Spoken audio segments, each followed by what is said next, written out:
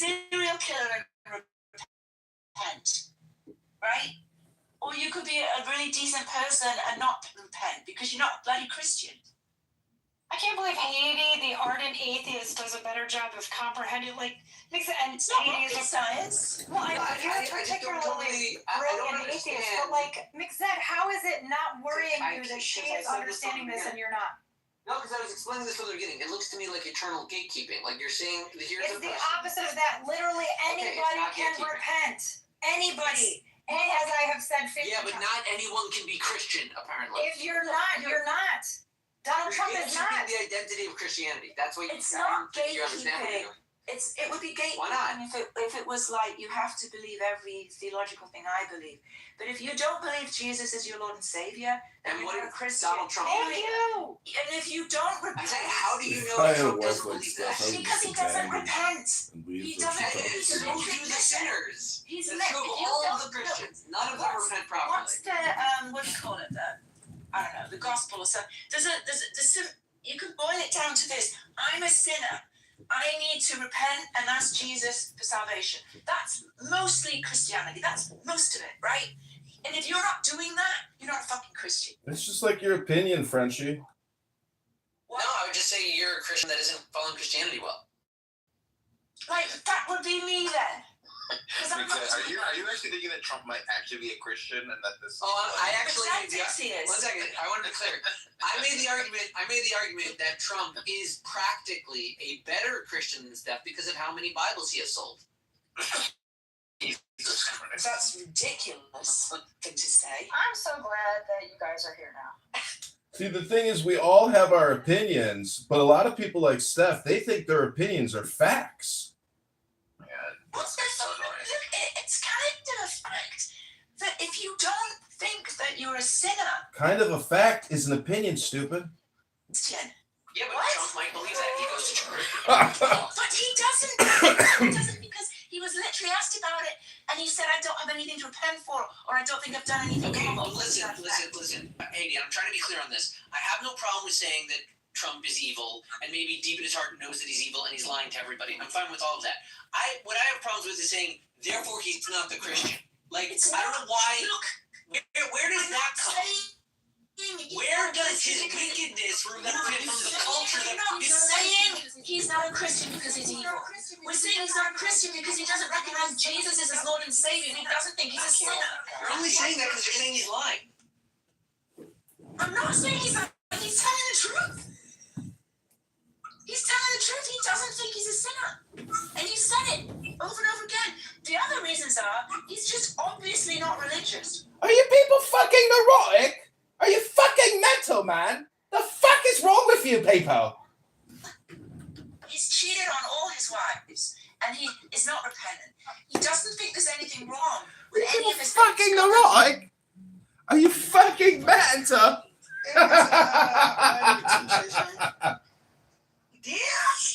Y'all finna go to jail, and I'm not playing. We just gotta look at your dick again. Raven, can you text me right quick?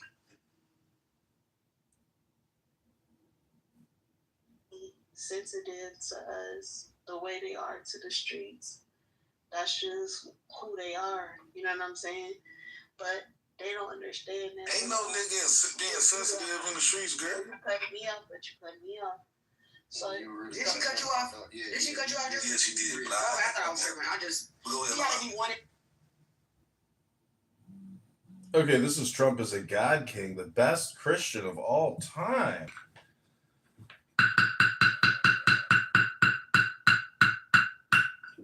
My friend, welcome to Trump as a God King.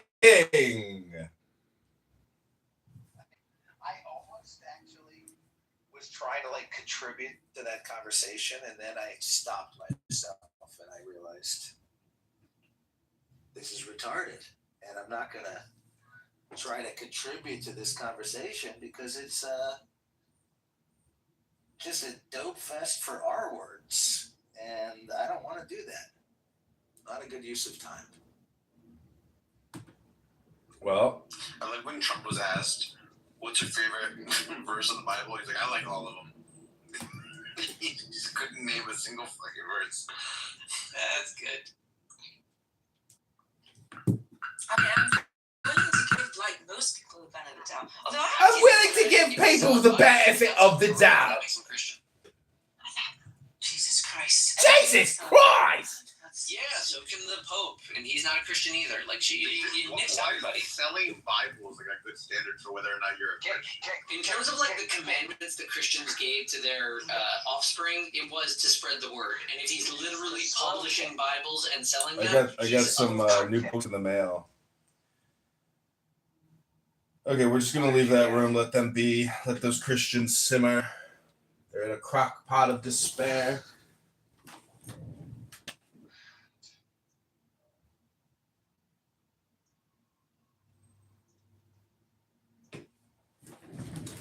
Okay, this is The Secret Wisdom of the Kabbalah, a study in Jewish mystical thought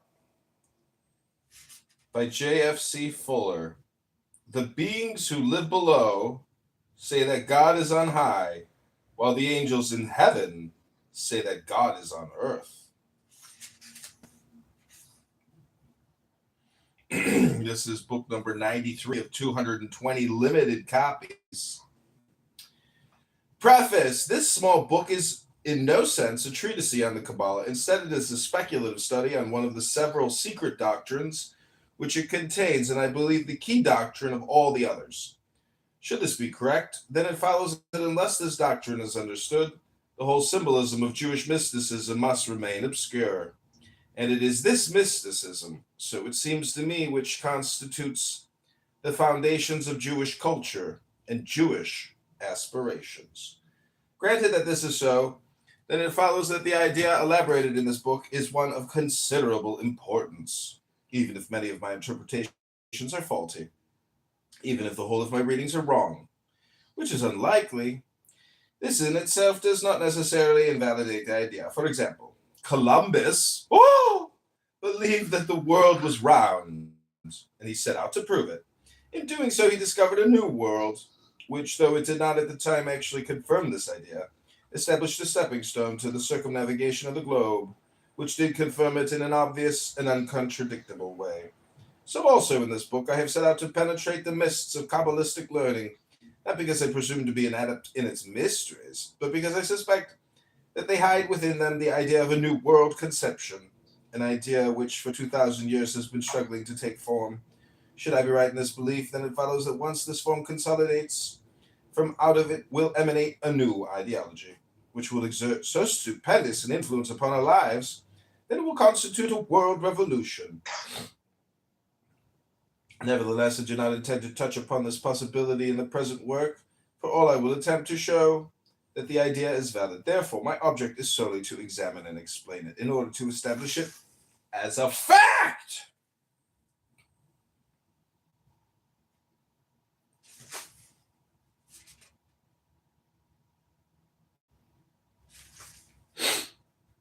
Introduction: The Mystical Foundations of the World Order. Life is shrouded in a mystery. This is the fundamental fact which confronts us. We live in a cave with our backs to the light, and as Plato said, our knowledge is nothing more than the shadows which play upon its walls. What this mystery is in itself we cannot tell. All we know is that it exists, and ultimately all we know of ourselves is that we exist. If we call this mystery God, then our lives vibrate between the two poles of God is and I am. But because the first transcends the reason, as the infinite transcends the finite, the relationship between them can only be expressed in symbols. That is in finite or rational terms. If in the place of God we write reality, nature, unknowable, or zero, it matters not one whit. The equation is just as obscure, for all we have done is to replace A by B, C, D, or E. Not knowing what these letters mean, the symbol has changed, but what it symbolizes remains as inscrutable. Granted that this is so, then it follows that our intellectual lives are purely symbolical existences. All of our thoughts are nothing more than symbols of a mystery, whether it embraces God, the ultimate source of all things, or reality, the tangible world in which we live. All are, in fact, equidistant from what they represent and are consequently of equal value from the point of view of the omnipotent. Though the words differ, we are saying no more than that God is. All these words, symbols, are of equal value because they in no way uncover this mystery, yet though equidistant from the represented. These symbols are by no means equidistant from the mind of man, which is not archetypal but protean. That is to say, it is forever changing its intellectual forms. Whilst at one time one set of symbols keeps it in tune with the mystery. At another time, a different set of symbols can also do so. Consequently, though A, B, C, D, and E are all of equal value to the represented, they are by no means of equal value to the representer, ourselves. Granted that this is so, then it follows that symbols to remain potent must change as intellectual concepts change. For example, should we today declare that the universe is composed of minute, indivisible, and indestructible atoms of matter, we can expect no appeal from scientific mind, because the conception of the universe has changed, and the man of science is thinking in terms of electrical waves or waves of light. Nevertheless, these waves are just as much symbols as atoms are, and in themselves they explain nothing. Yet their virtue lies in that they fit better into the present order of scientific thought. That is, symbolically, they are not out of place. That's called reading a book.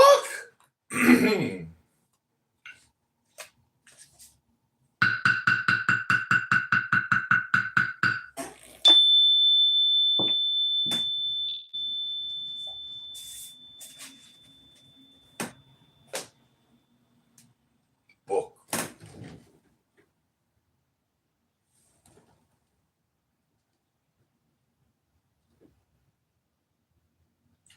I put in the chat in that room that if I had a wife like Steph, I would abandon and leave her because she talks too much. And it was at that exact moment that McZed invited me up to the stage.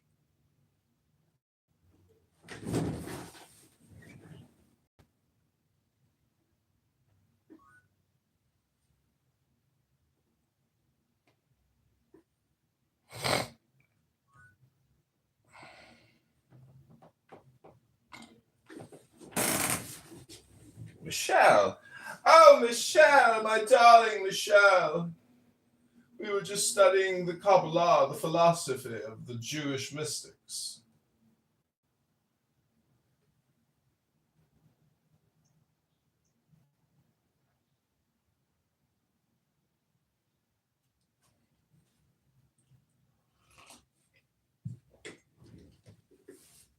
By the way, Michelle, this room title is facetious because people apparently don't understand what a joke is anymore.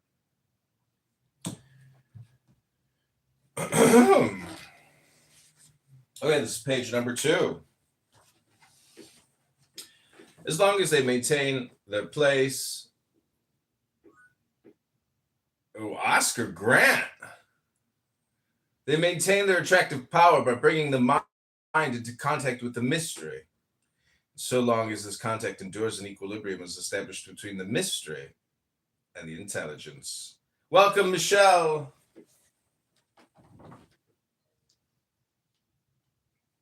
Hello.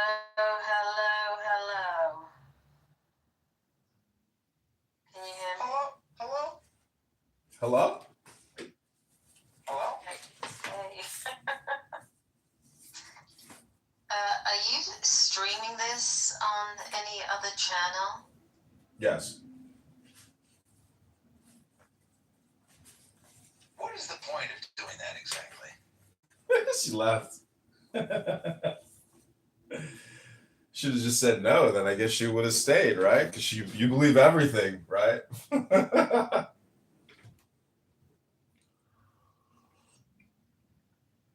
What I think is funny is that now her profile will show this room. So whatever I change the title to, or whatever we say, will show up under her profile.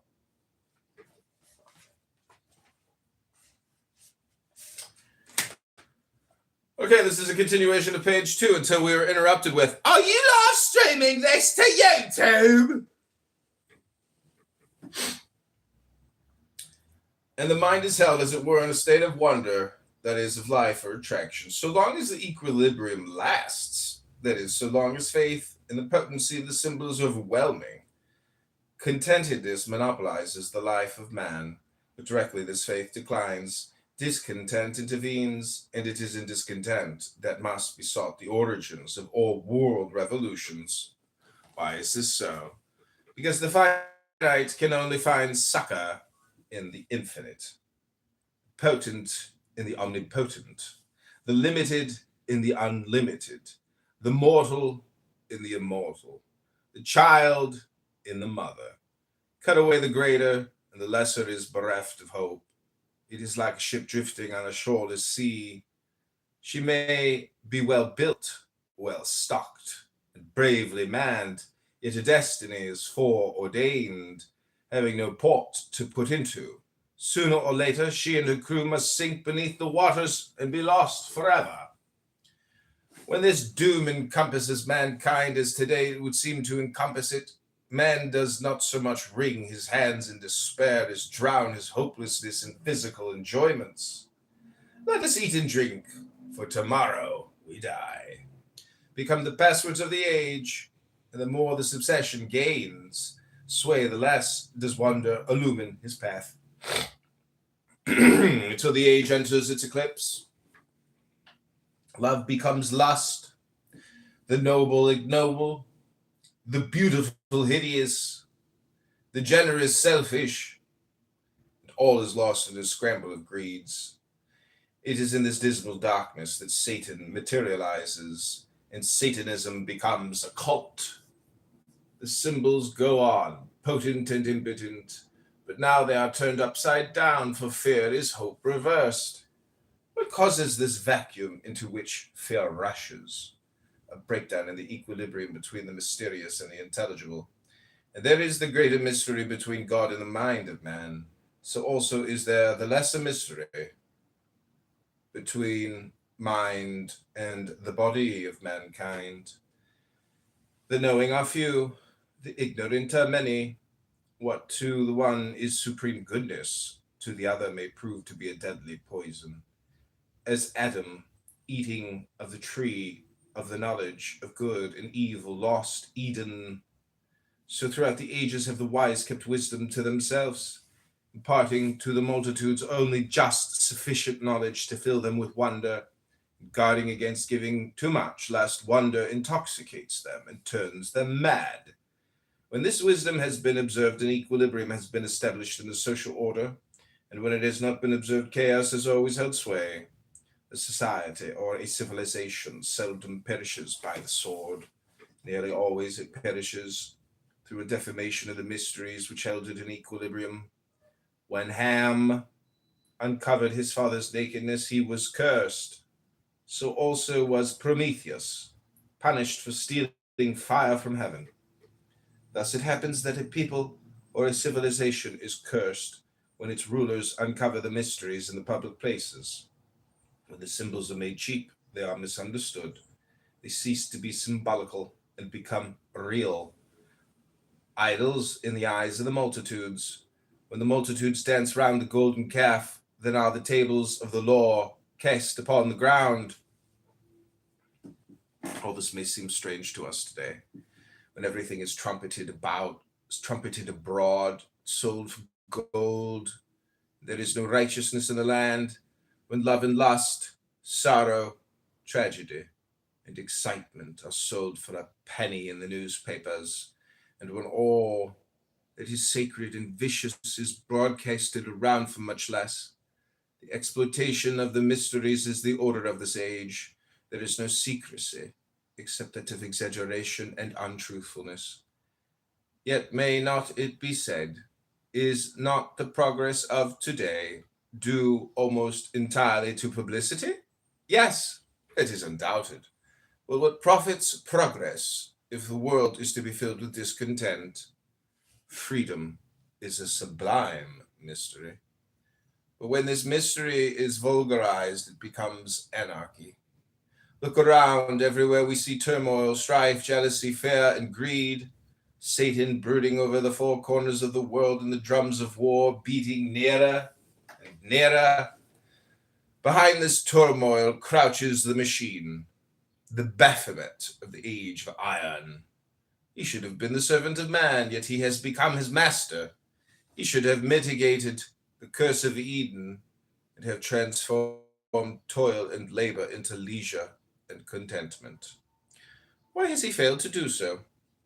Because the mysteries of physical science, having slipped the leash of secrecy, have, like Menids, coursed madly about the world. Once the searchers after the mysteries of nature worked in a gloom of fear, locking away the knowledge in ciphers and cryptograms. Now they stride into the laboratories, seeking to transmute knowledge into gold. When the people cannot understand their jargon, they fall back upon the pen of the novel writer, transforming scientific fact into romantic fiction. Why has science failed us? Because the wisdom of the few has been cast like pearls before the swinish ignorance of the many.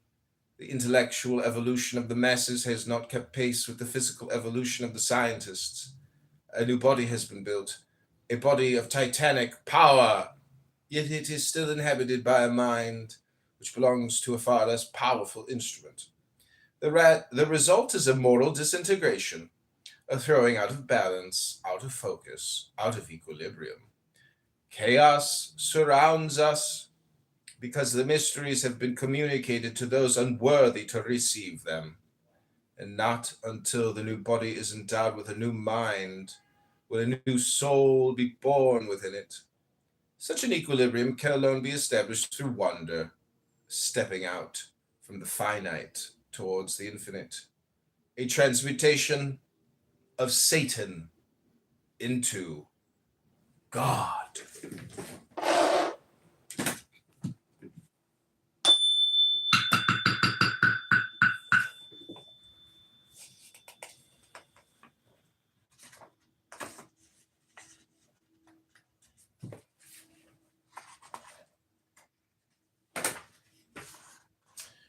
Transcendental knowledge.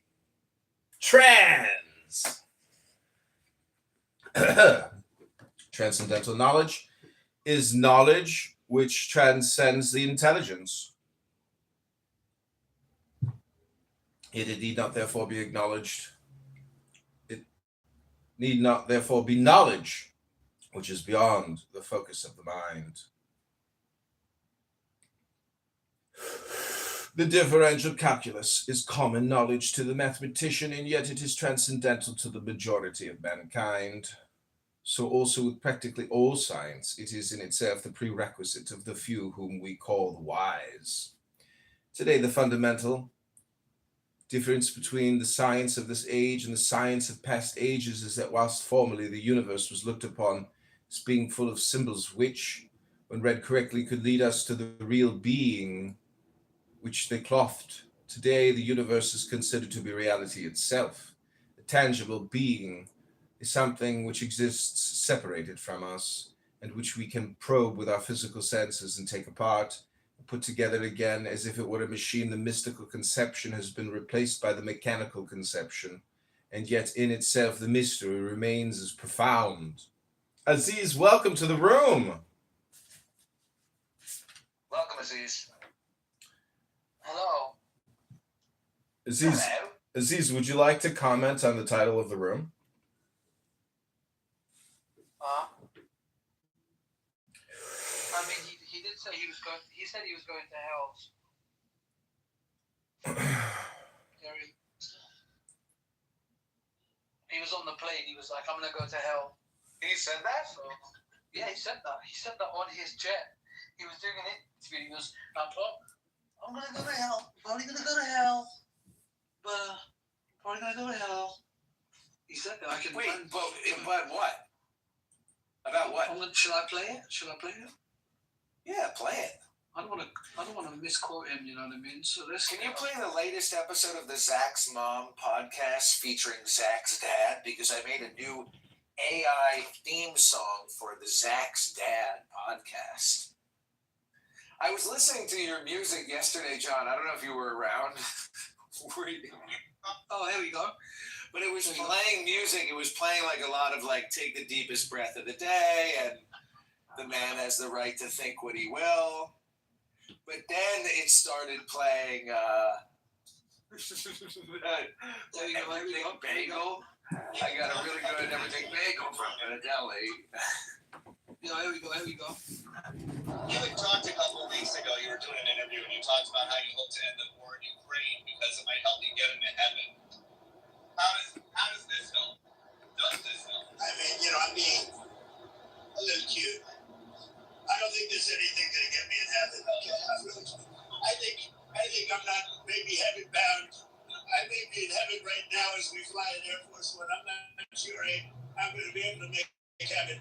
But I've made life a lot better for a lot of people. And, as an example, had the election of 2020 not been rigged, you would. So yeah, he just waffles off. Do you get the point? Well, and that's showing humility. Do you think you're going to get to heaven, Aziz? Yeah, I think I'm a great person. Yeah, I think. Do you think you're going to get to heaven? Mm-hmm. Haven't you called me like a scumbag or like a cockroach or something, or an F word? Haven't you called me the F word? Yeah. Well, do you think that's nice? Do you think that that's very good? No. Do you want to repent? Would you like to take this opportunity to repent? I've accounted for my sins. You've accounted for your sins of calling me the F word? Yeah, I think in the moment I felt it, Do you think that your savior, whoever it is, the Muslim version of Jesus? Mm-hmm. Well, you guys have like a Jesus type? Jesus. We believe in Jesus, so we don't have a version. We actually. Does your heaven have gates? Are there pearly gates, or is it like? Are there gates of heaven? I mean, there's definitely a list of people that can't be in, people that can. So it's gated in that sense. What about you? You're a Jew, right? Do you believe it? You don't believe in heaven, right? There's no real heaven, right? I don't know, to be honest. No, Jews I don't really know what I believe. No, you guys don't believe in heaven. You have like a. I'm a Jew ethnically first. Does that make sense to you? Not really, no. Well, so, for example, you're a fucking Paki, right? So you're a Paki first. No offense. I'm not offended. No offense. I know you're a British guy, but you're born in London, right? And you're a fucking Jew. Exactly. That's my point to you. But were you born in London? I was born in London, yeah. So what is the religion? I guess Pakistan is the same religion. So you guys all have the same religion, but like... Predominantly. Well, I was raised to be very Jewish, but I wasn't really raised with the Jewish religion so much. And then when I got into religion, I learned about all the religions of the world. And so I have a very comprehensive set of religious or spiritual beliefs, not just Jewish. So I am. So what do you believe? The same way that you're a fucking Paki. So what do you believe? Well, I believe the way that can be named. I believe that whatever you can believe in, whatever can be believed in, is probably not the eternal way of the world. Because I believe that the answer to like what happens after we die. Is it racist if I call you a fucking Jew? Is it racist if I call you a fucking Jew? Well, because it's like, depends on your tone. Well, not racist, anti-Semitic, right? Isn't that what we say? That's what they say. Is that anti-Semitic? I believe it's pronounced anti-Semitic. Okay, Rabbana Shalom. I'm going to try to save the R word for later. We're moving this conversation on. Aziz, I know you I found a link about the dopamine switch in the brain. It turns out that your conversation, gentlemen, is creating dopamine for the both of yourselves and enhancing your dope. Bigger dopes. Aziz, do you think you're a dope? Yeah, depends on how you define the word. Probably, yeah. I would say so. Think about all the years you've been coming to Clubhouse talking to El Normo. Oh my God. Oh God. Don't remind me. Do you hear El Normo in your sleep? When you go to the gym and work out, which you probably don't, but if you did, do you think you'd hear El Normo telling you to try to get one more rep in? I mean, he's not my nemesis, you know what I mean? At this point. So, You live your life with nemesis? yeah, I mean, it's a driving force, you know what I mean? I like Norm. Well, Aziz, he gets roasted by Norm. Everybody roasts Aziz, but when Norm does it, it's got to be particularly painful and hurtful. Am I correct, Aziz? But I like Aziz too. I mean, I don't think people take Norm seriously. Genuinely, I don't think anyone really takes. Do you think people take you more seriously than El Normo? Yeah, reluctantly. Like I even disagree with people when they take me more seriously. Yeah, I do. I do think they take me more serious.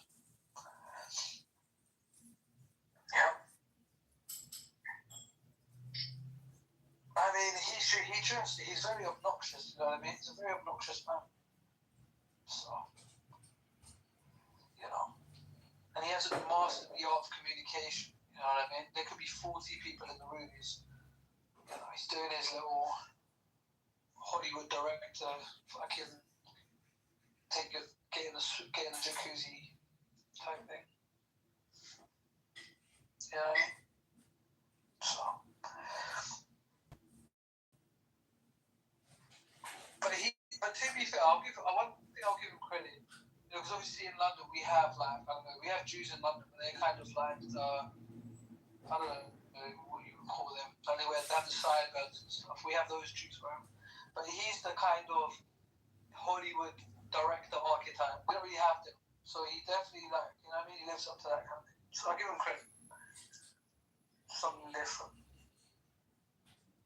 You know.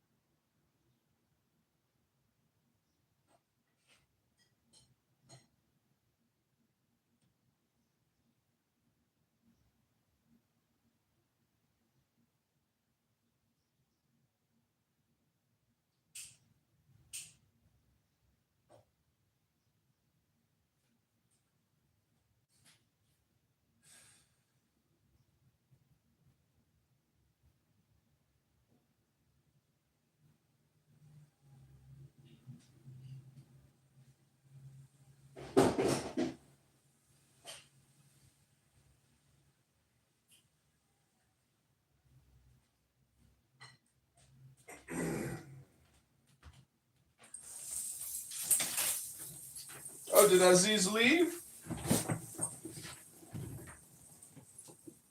Oh!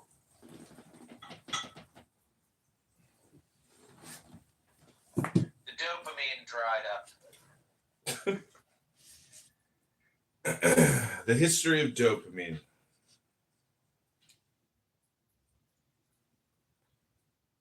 Okay, this is continuing on the secrecy of transcendental knowledge.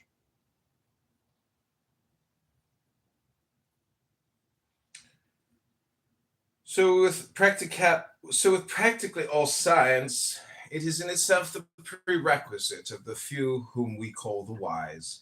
Today, the fundamental difference between the science of this age and the science of past ages is that whilst formerly the universe was looked upon as being full of symbols which, when read correctly, would lead us to the real being which they clothed, today the universe is considered to be reality itself, a tangible being, something which exists separated from us, and which we can probe with our physical senses and take apart and put together again as if it were a machine.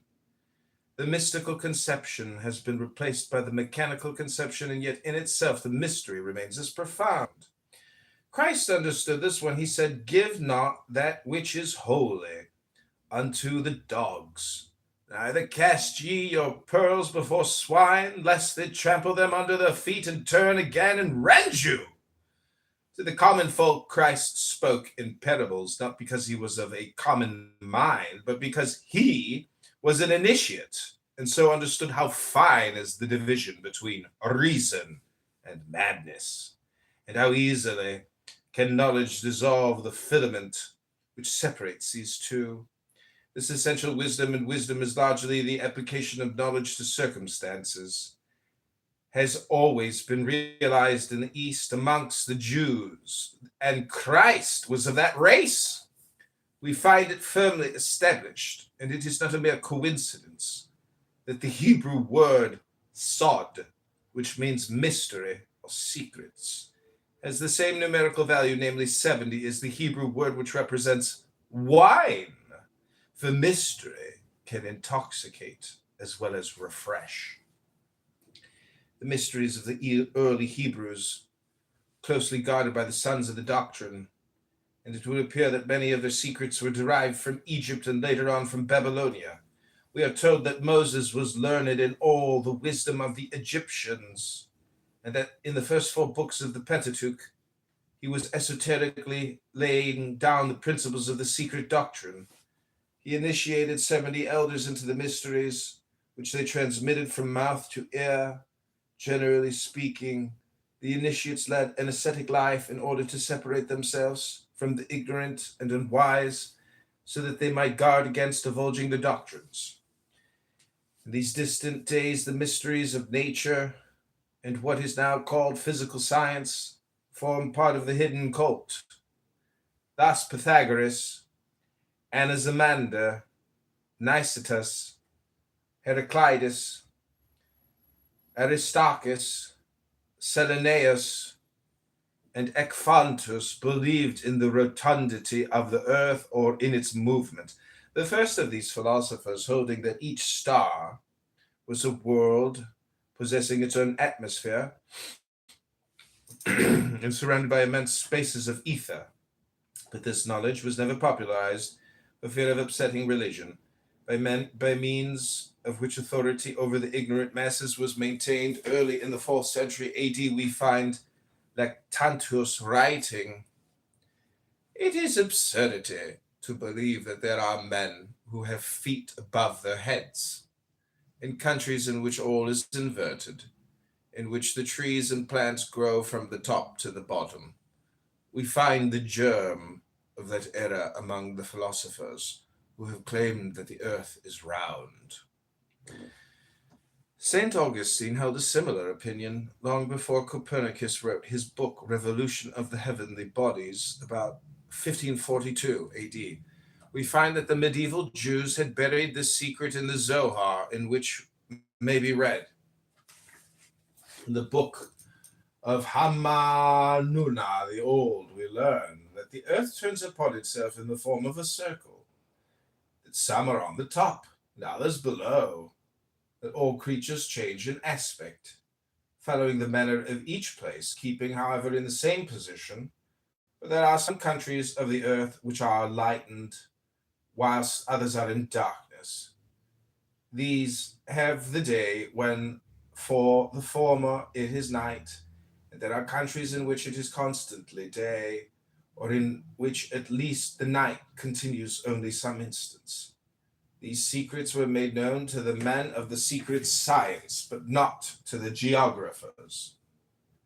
Though refuted by Origen, Celsus was undoubtedly right when he declared that the primitive Christian church was possessed of a secret system, and Weishaupt, the supposed founder of the Illuminati, may not have been altogether wrong when he said, "No one has so cleverly concealed the high meaning of his teaching, and no one finally has so surely and easily directed men onto the path of freedom as our great master Jesus of Nazareth.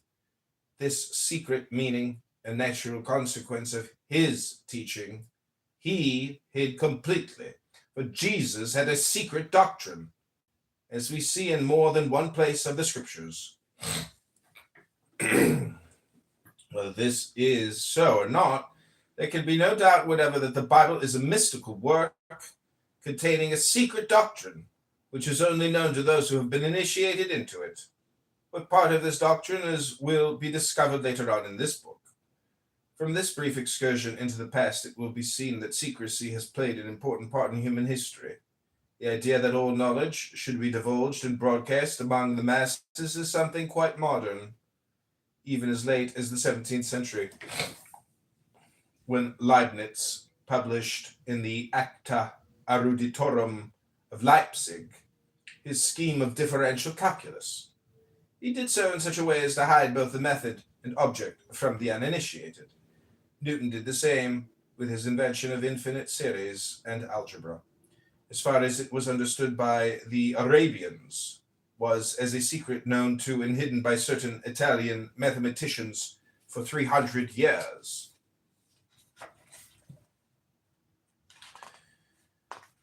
The world is a mystery, and mysteries are dangerous to the uninitiated.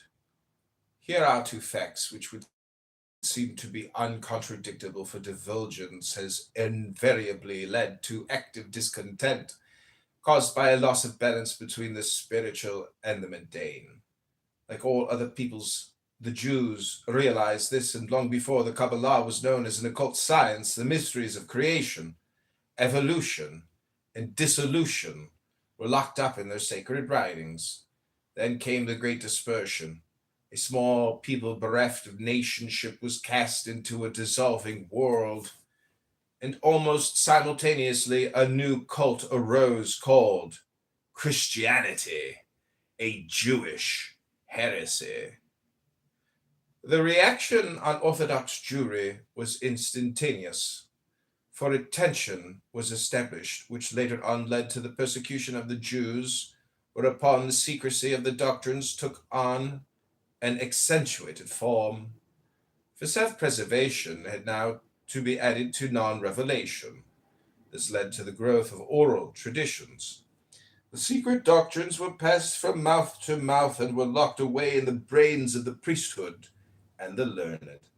Later, a persecution began to slacken. The written word once again began to appear, and by degrees the Kabbalah emerged into daylight. The word is a curious one.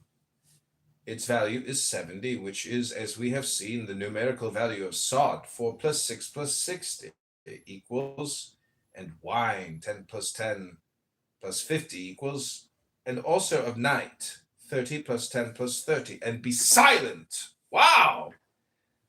6 plus 5 equals some Hebrew letters plus 5. Therefore, it may be said to mean the secret which intoxicates, which is as dark as night, and which must not be divulged. The fountainhead of this doctrine is the Zohar, or Book of Splendor, a vast jumbled commentary on the Pentateuch, written partly in Aramaic and partly in Hebrew. Tradition asserts that its author was Rabbi Simeon ben Yochai, who lived in the 2nd century A.D. Of it, Ginsburg says. It was first taught by God himself to a select company of angels who formed a theosophic school in paradise. After the fall, the angels most graciously communicated this heavenly doctrine to the disobedient child of earth to furnish the protoplasts with the means of returning to the pristine nobility and felicity.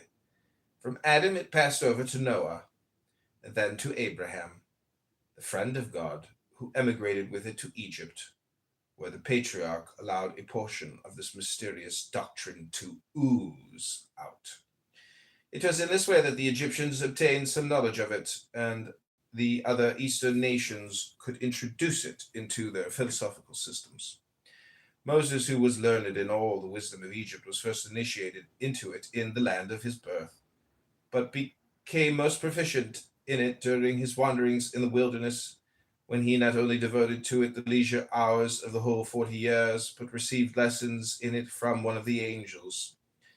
By the aid of this mysterious science, the lawgiver was enabled to solve the difficulties which arose during his management of the Israelites. In spite of the pilgrimages, wars, and the frequent miseries of the nation, he covertly laid down the principles of this secret doctrine in the first 4 books of the Pentateuch, but withheld them from Deuteronomy.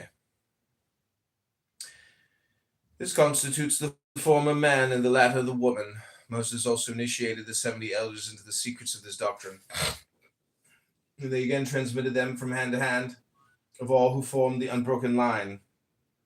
Tradition, David and Solomon were most initiated into the Kabbalah.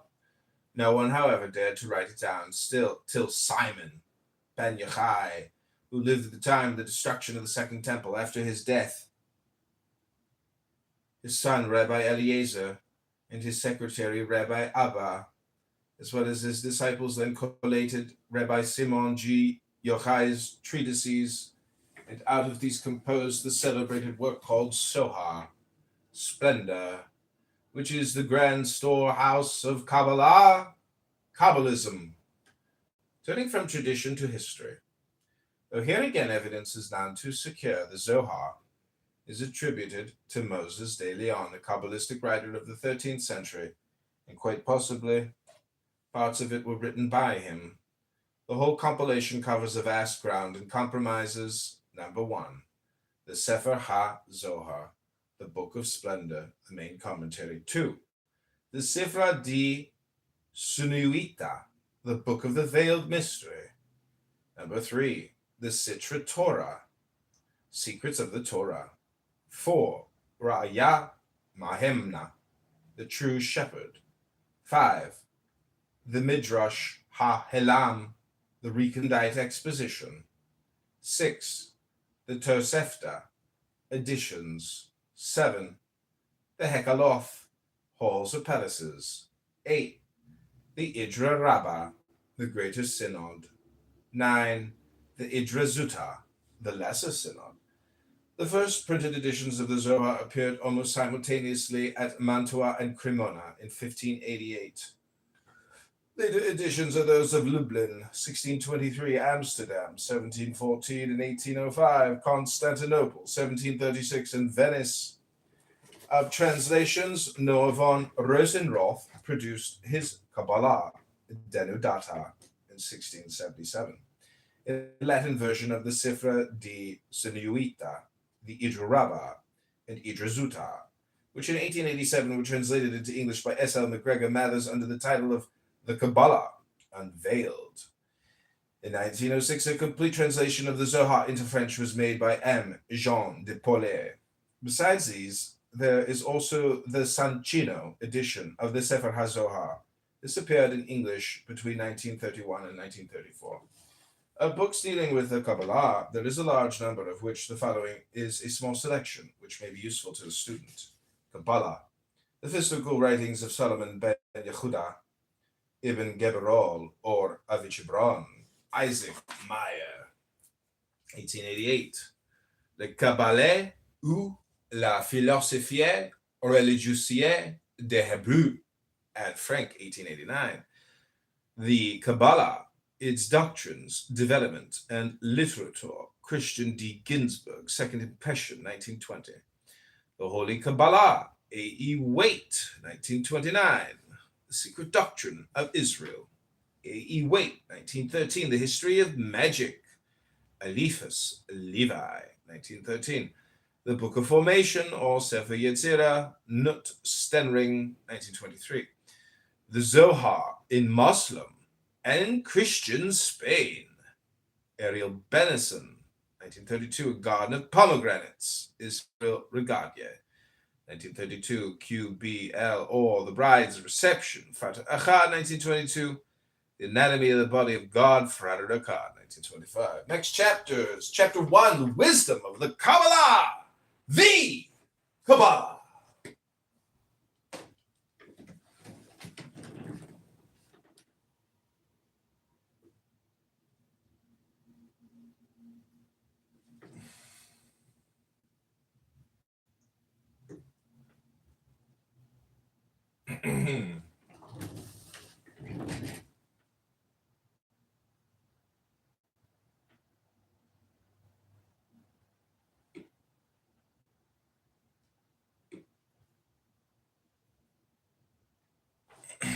I have another room open. I think it's funny how people come into other rooms, they raise their hand, and if they don't immediately get brought up, they just leave. So what does that tell you about dopamine? It dried up. or it never formulated.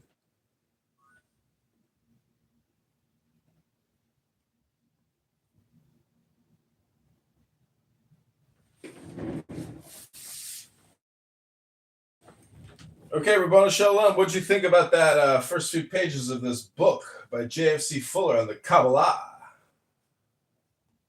Well, it's interesting. It seems like a lot of, so far, just background and introduction. Yeah, but there's things in there about the secret doctrines of Israel you probably never knew about, right? I mean, like Moses and Noah, they're transmitting some type of philosophy. They're transmitting something. Is a fart just air passing over a turd?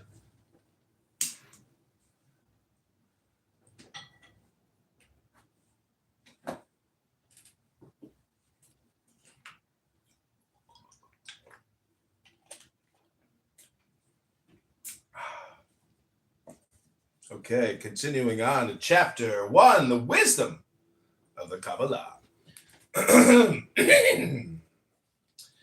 The Kabbalah is not a holy book, as are the Vedas, the Bible, and the Quran. It is not a book at all. Instead, it is a secret traditional knowledge. The hidden thought of Israel, which like gold embedded in rock, is to be found only after much labor. In many Hebrew works such as the Torah, the Talmud, the Mishnah, the Midrashim, Zohar, and scores of other books, the bewildering nature of which may be recognized in a few minutes by glancing through a Talmudic miscellany by Paul Isaac Hirschhorn. The word QBLH in Hebrew is spelt in many ways, such as Kabbalah, Kabbalah, Kabbalah, Kabbalah, and even though quite incorrectly, Gabela. It is not derived from such fantastic origins as the name of Kapila, the Indian philosopher, or from the name of the goddess Cybele. For the word simply means reception, something received, an oral transmission, an oracle, or the spoken word. And the reason is, as we have already mentioned, that for ages the Kabbalistic doctrines were not set down in writing or print, the Hebrew considering them too secret and sublime a wisdom for the common eye. This wisdom is formed within a vast number of doctrines, such as the nature of God, the mystical cosmogony of the universe, the destiny of the universe, the creation of man, the immutability of God, the moral government of the universe, the doctrine of good and evil, the nature of the soul, angels and demons, the transcendental symbolism of numbers and letters, the balancing of complementary forces. All these many problems are divided under two main headings, the theoretical and the practical Kabbalah. The first being again divided into the symbolical, dogmatic, and speculative branches. The first main division, that is the theoretical, is philosophical. The second is magical, and is largely elaborated around the Masseh, Merkabah, the chariot of Ezekiel, and the four animals which are also mentioned in the Apocalypse. Out of this magical Kabbalah, much of the magic of the Middle Ages was developed. The speculative or metaphysical Kabbalah is the more important branch. It forms, as Adolf Frank says, the heart and life of Judaism. Covers the evolution, involution, and devolution of the universe in every conceivable, spiritual, moral, and intellectual form, and under such symbolism as the spirit cloths itself to come down and uncloths itself to go up. And again, in Ecclesiastes, who knoweth the spirit of man that goeth upward, and the spirit of the beast that goeth downward to the earth? All these doctrines are wrapped up in the most complete secrecy. They form, in fact, the ancient sod, or mystery of the Hebrews. Woe to the man who sees in the Torah, law, only simple recitals in ordinary words, because if in truth it only contained these, we would even today be able to compose a Torah much more worthy of admiration. The recitals of the Torah are the vestments of the Torah. Woe to him who takes this garment for the Torah itself. There are some foolish people who, seeing a man covered with a beautiful garment, carry their regard no further and take the garment for the body, whilst there exists a still more precious thing, which is the soul. The wise, the servitors of the Supreme King, those who inhabit the heights of Sinai, are occupied only with the soul, which is the basis of all the rest, which is the Torah itself. And in the future time, they will be prepared to contemplate the soul of that soul which breathes in the Torah. This idea is again set forth in the Zohar in the following allegory.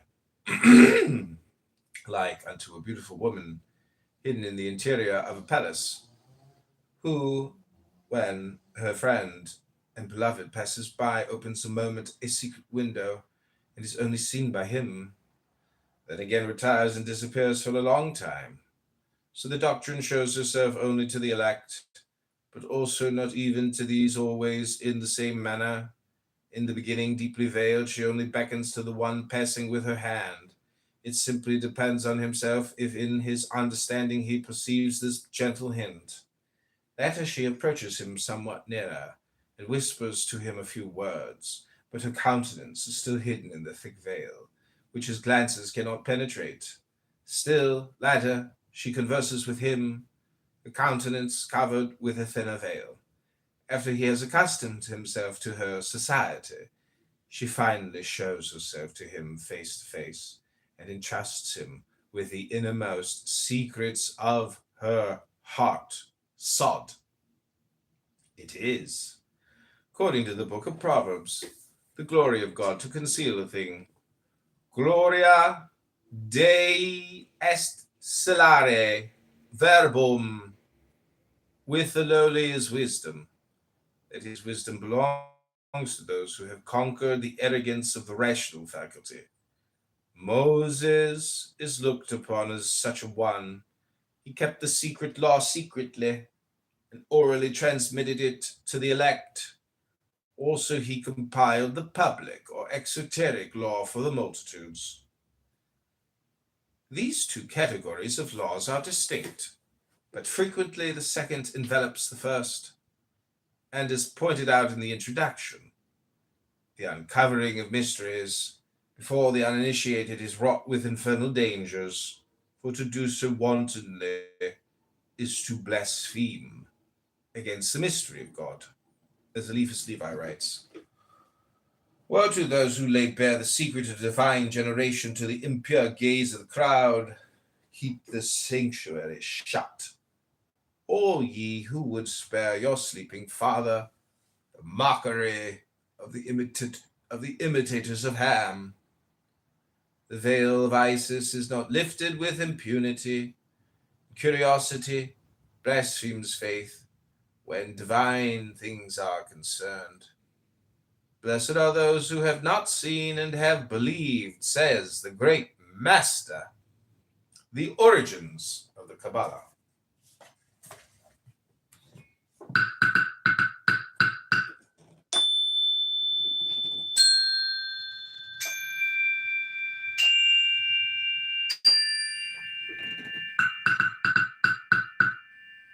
Hello?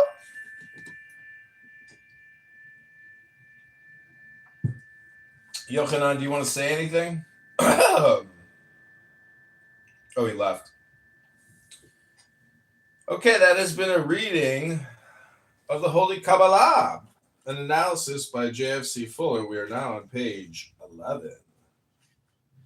I've read this book before. It's very good. I actually recorded this whole book already, put it on YouTube, read the whole thing cover to cover, chopped it up, put it all over YouTube, but it is lost in the sea of 100,000 plus John Kitover videos. You'll never see it. It would be impossible to see it because I have obscured it.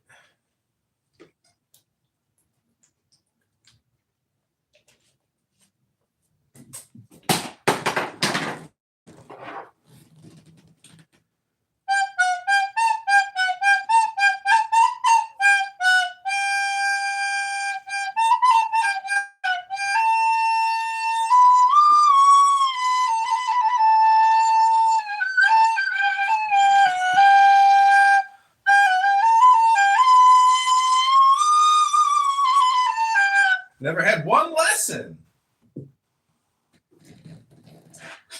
Okay, this is known as a Jew harp.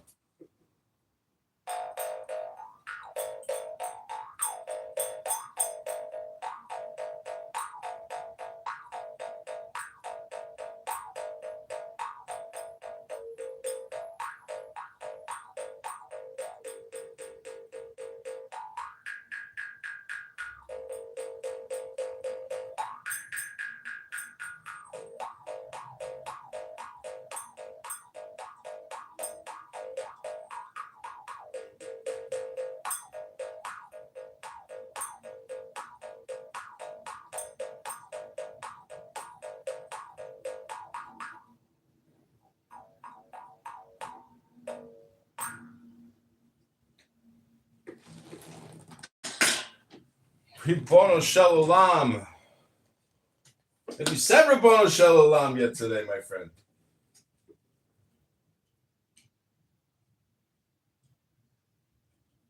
Hello?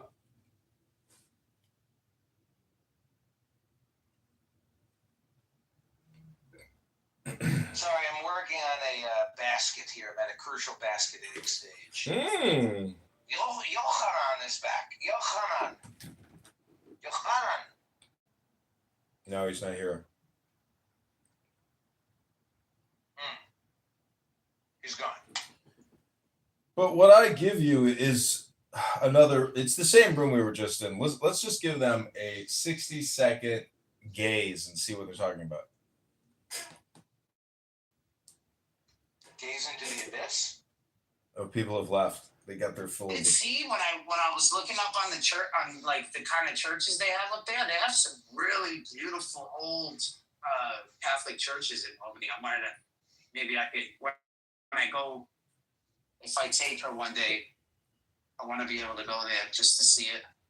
I don't know if you know this, but Barth is a meth addict. Yeah.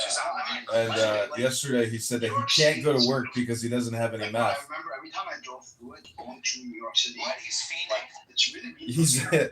He's been taking Adderall for 20, 30 years. A lot of like nice resorts and shit like that. Not resorts. What do you call them? Camping and shit.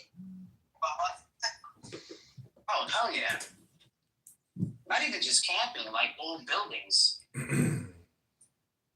Just old, like the old. He's a meth addict.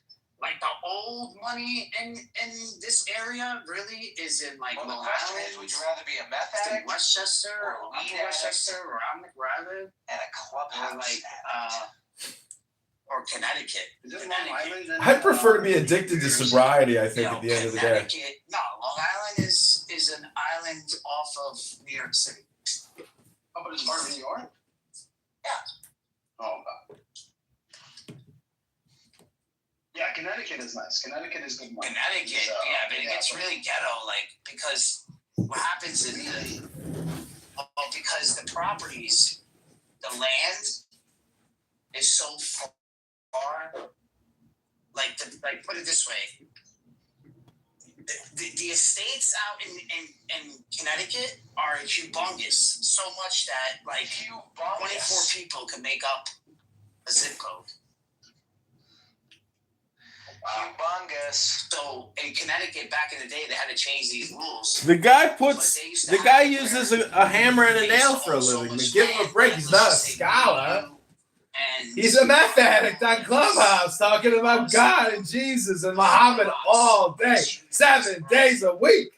We wouldn't have to pay any property. This guy has a family. He's got a wife and kids. He's on here talking to us more than he spends talking to his family. What kind of craziness is this? Getting ourselves out of everything or having a well or something like that. So they wouldn't have to pay local tax for like fire departments. He speaks English though, right? And based on Clubhouse standards, he's actually highly evolved. For a long time, these people never paid fucking property tax or anything like that. It's crazy. That's crazy. Crazy! That's what I'm trying to tell you. That's like rich. Yeah. Some of these buildings in Manhattan too, man, they're from the 1800s. We're lucky if we have any buildings left from like the 1800s. They did construction. Yeah, we have some as well too, by the way. No way. We have like heritage site, heritage. We call them heritage buildings. Oh yeah. Yeah. Wow.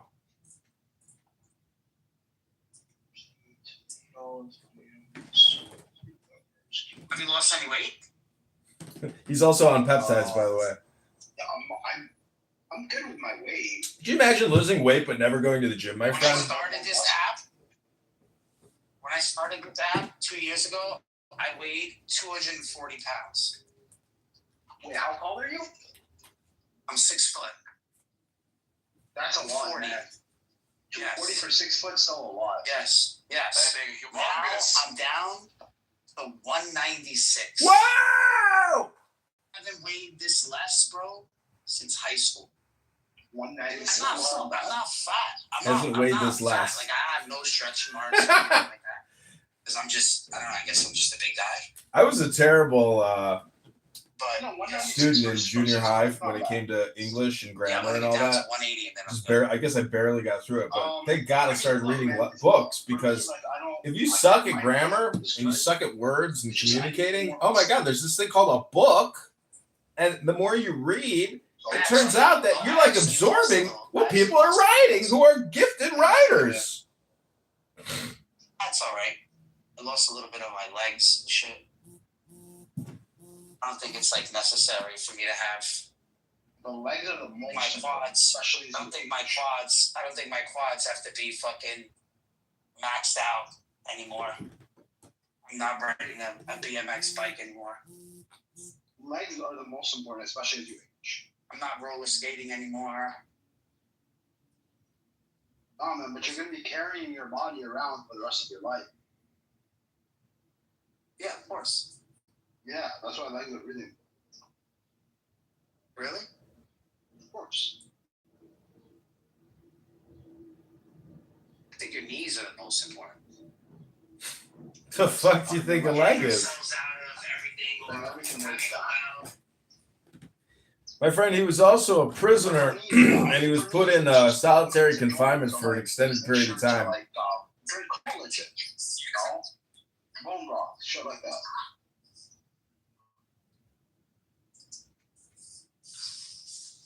You take vitamins?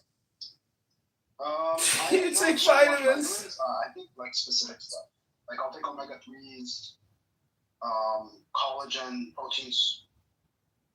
Okay, we've come back. That was a quick sample of how people like to waste their time. It's like talking about the weather. Can't stand when people will talk about the weather for 25 minutes. It's just awful.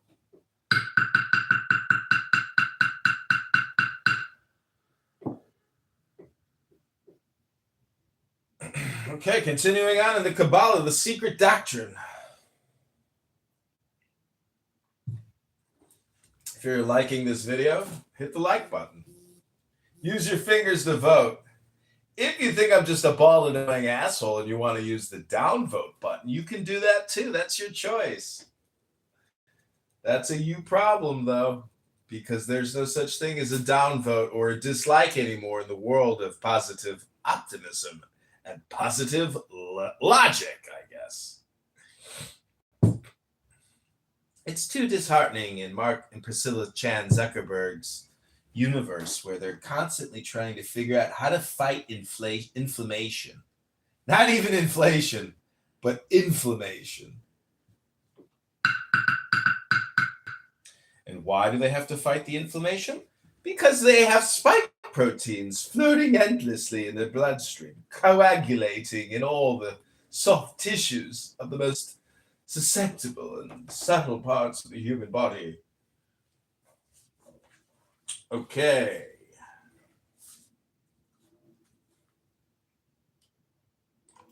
The origins of the Kabbalah. The origins of the Kabbalah are primeval. They are lost in the mists of legend, magic, folklore. They've grown through a process of mystical integration until they have absorbed all the great myths of the world.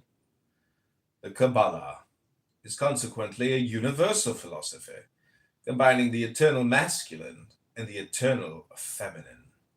and cementing them into the eternally human. So it happens that wherever we search, we find origins. Thus, in Essenism, we find Kabbalism.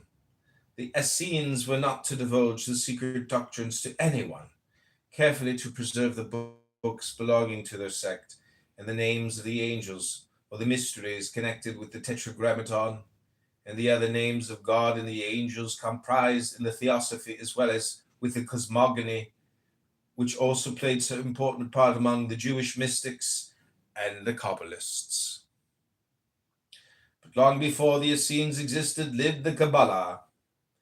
Aryan and Chaldean esoteric doctrines percolated into it. In Egypt, the mysteries of the sun god, the moon god, of Osiris and Isis impinged upon it. Assyria, Babylon gave it much. Not a very little may be traced to the Vedas, the Upanishads, the Bhagavad Gita, and the Vedantas, and much of the practical Kabbalah to the Tantras, more especially. Historically, the main point of interest is that the Kabbalist is an inveterate plagiarist. He never hesitates to copy, to absorb knowledge from outside. His doctrines, being secret, are vastly attractive. They suck in all mysteries, digest them into a universal form. Consequently, there is both grist and chaff in the Kabbalah, a medley of wisdom and nonsense which often defies separation. The outstanding advantage of this plagiarizing is that it offers something to everyone.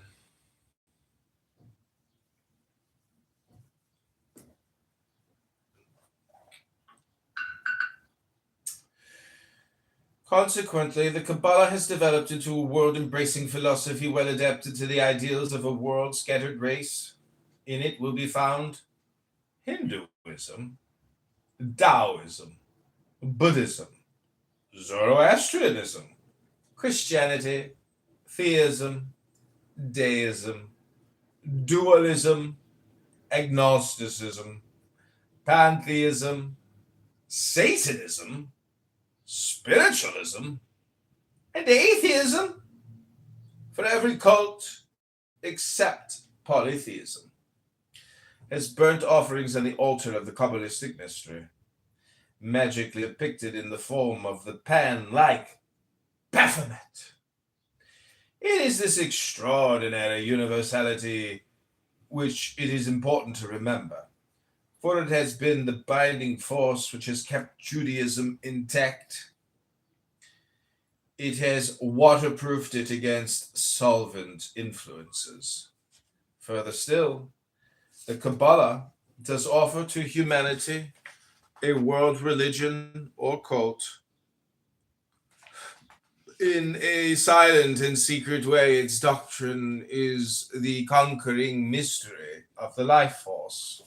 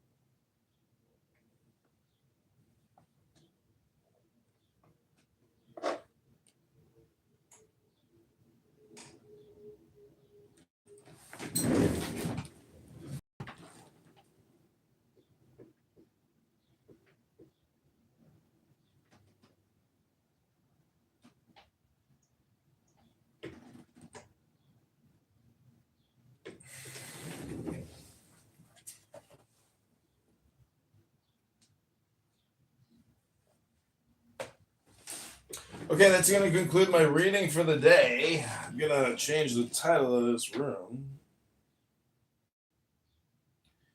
We're going to call it John Kitover. Chicago mayor vote that can.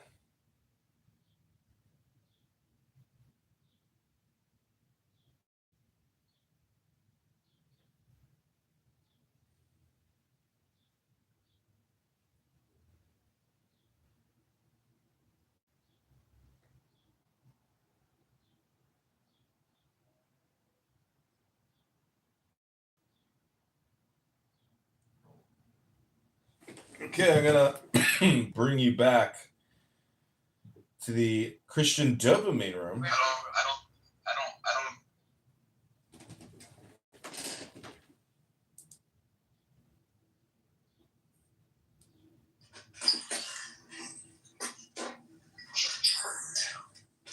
Why would you use baby oil? Isn't there other better lubes or whatever that you would use? Like, I'm a little confused with that.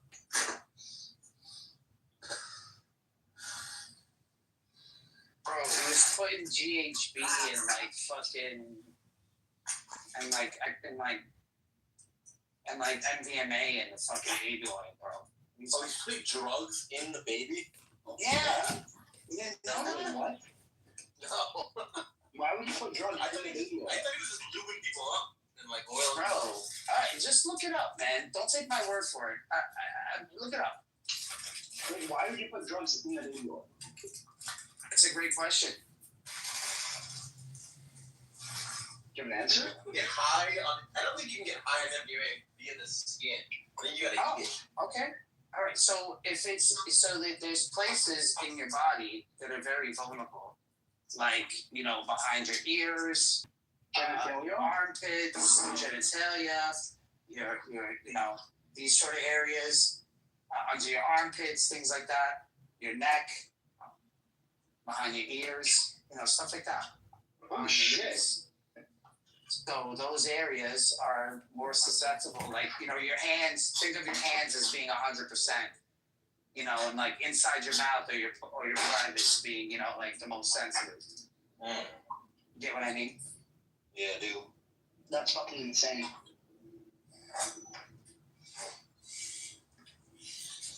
That is fuck.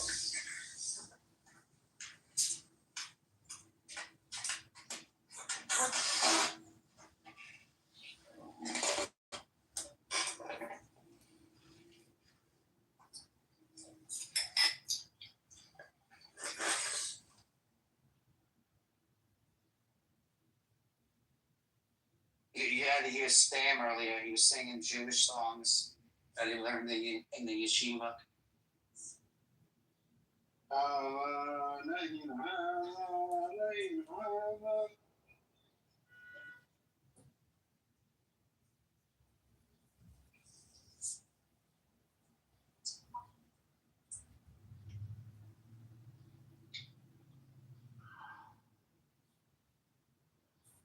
Talking about Rome, like in Rome, infanticide was a very common practice. Okay, can you go get something and like just put that up so I can put that up there real quick?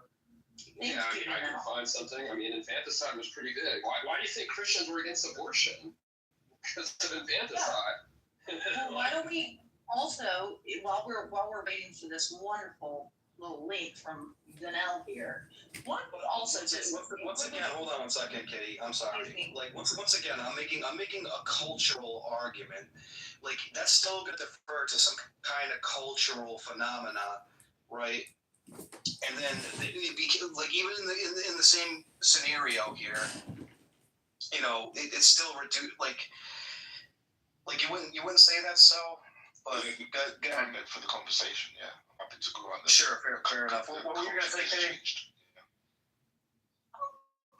honestly, it's more or less to everyone, but especially Carlos, who has this weirdly unique concept of treating.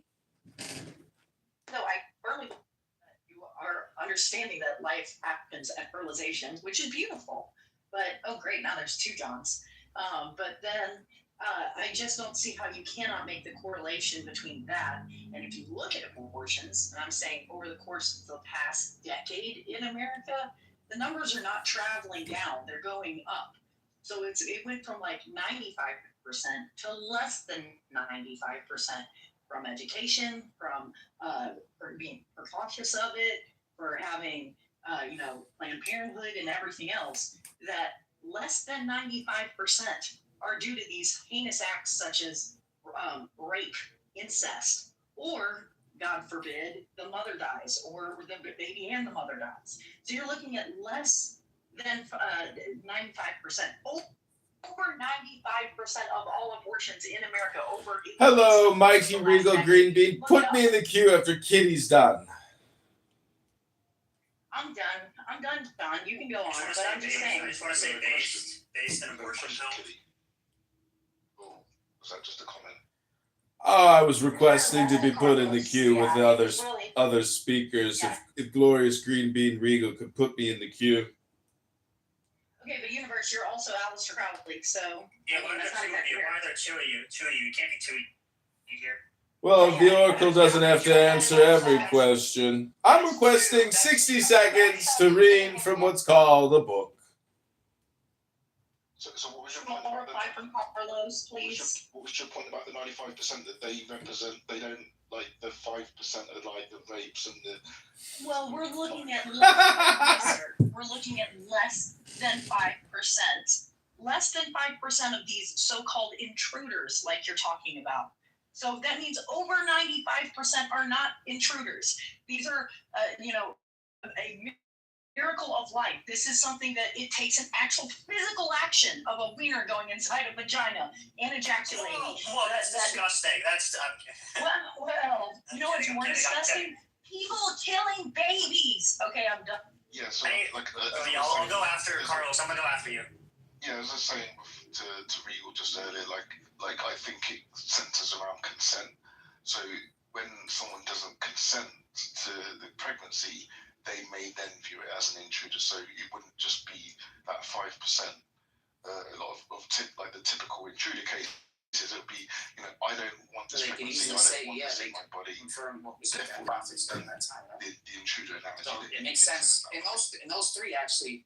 That sounds very. That's so That sounds stupid. very, very convenient. It means that it is a physical action of a conscious decision, a responsible decision that one is making. And I say that literally overnight. I guess so this conversation's going to stop. Oh, I don't have to stop it. I'm just wondering, what's it about? The hokey pokey. Does anybody read books anymore? Or do people just talk all the time, endlessly? Yeah, welcome to Earth. It said, what would you say are the secret doctrines and teachings of the Jewish people? I knew this to be talking. Yeah, what else are we supposed to do? Mixed, are you familiar with the secret teachings and doctrines of the Jewish people? It's silence. Nobody's. Do you know Gematria, what the number 70 means, Mixed?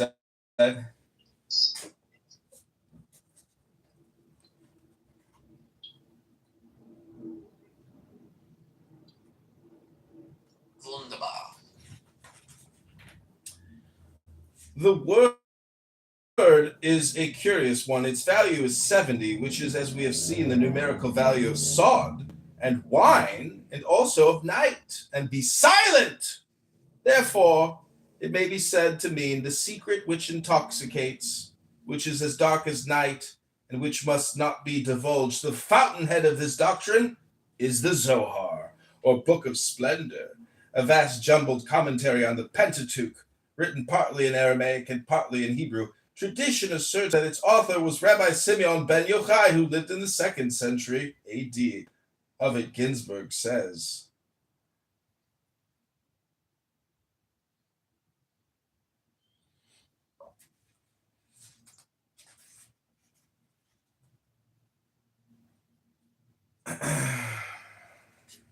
like all other peoples, the Jews realized this, and long before the Kabbalah was known as an occult science, the mysteries of creation, evolution, and dissolution were locked up in their sacred writings. Then came the Great Dispersion. A small people bereft of nationship was cast into a dissolving world, and almost simultaneously, a new cult arose called Christianity, a Jewish heresy. The reaction on Orthodox Jewry was instantaneous, for a tension was established which later on led to the persecution of the Jews, whereupon the secrecy of the doctrines took on an accentuated form, for self-preservation had now to be added to non-revelation. This led to the growth of oral traditions. The secret doctrines were passed from mouth to mouth and were locked away in the brains of the priesthood and the learned. Later, as persecution began to slacken, the written word once again began to appear, and by degrees the Kabbalah emerged into daylight.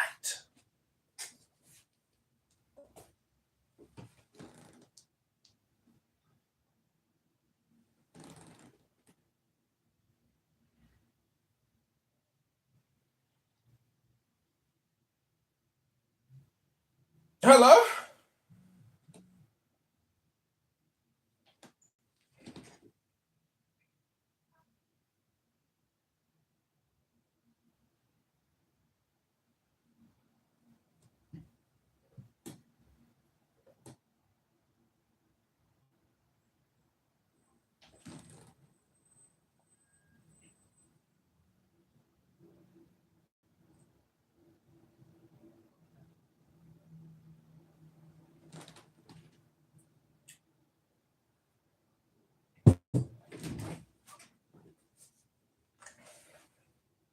What do you think Moses was doing in the desert for 40 years? He was reading books, obviously. He was publishing books. 5.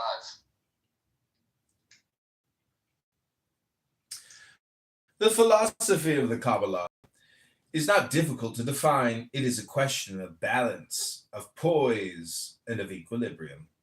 But to explain what is meant by balance or poise is not so easy, and in place of attempting to do so in a few sentences, we will let this central principle evolve slowly on its own in this next 4 you find chapters. yourself compelled to speak such that you find text to read out to others. You might consider exploring other sections of the library.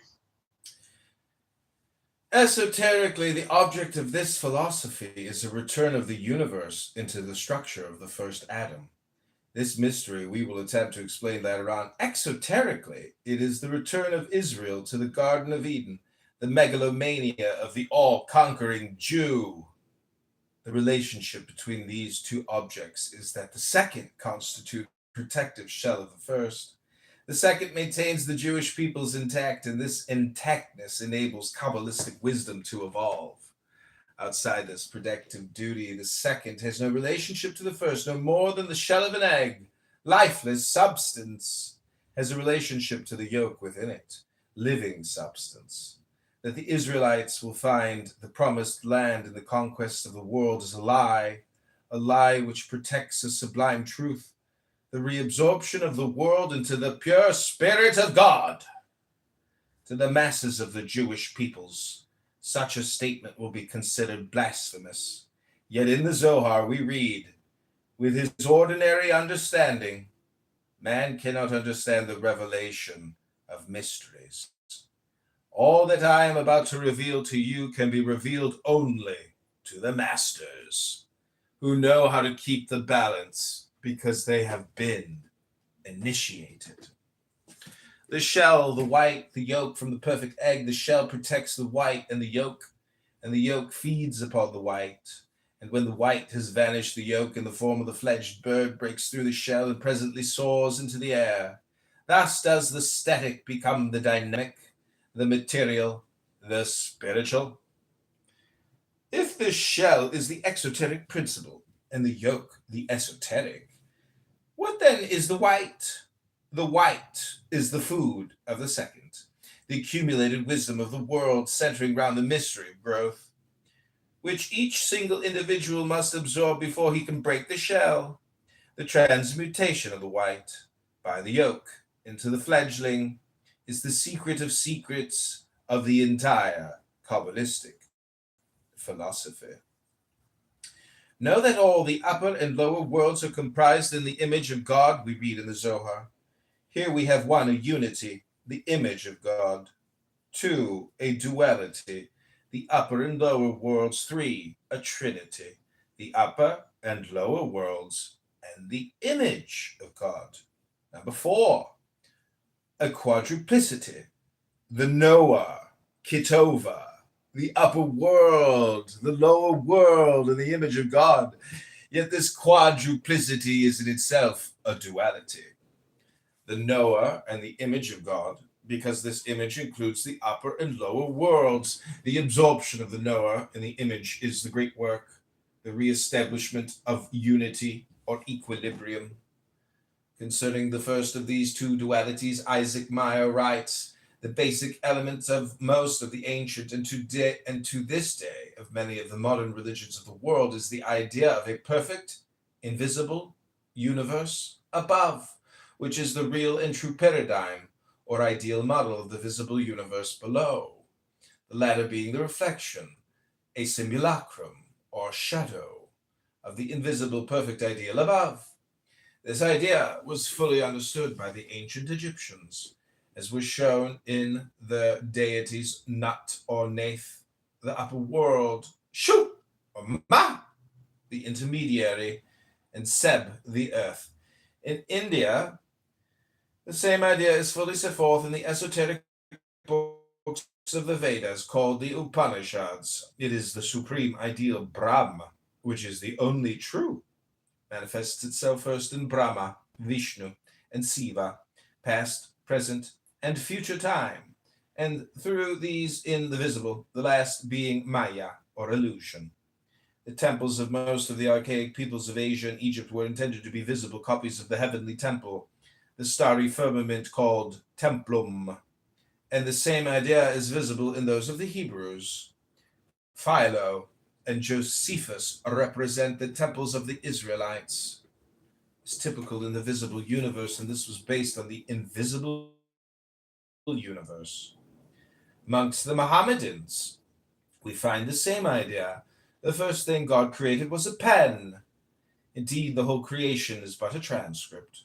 God, when he made the world, did but write it out, that copy, which he had of it in his divine understanding from all eternity.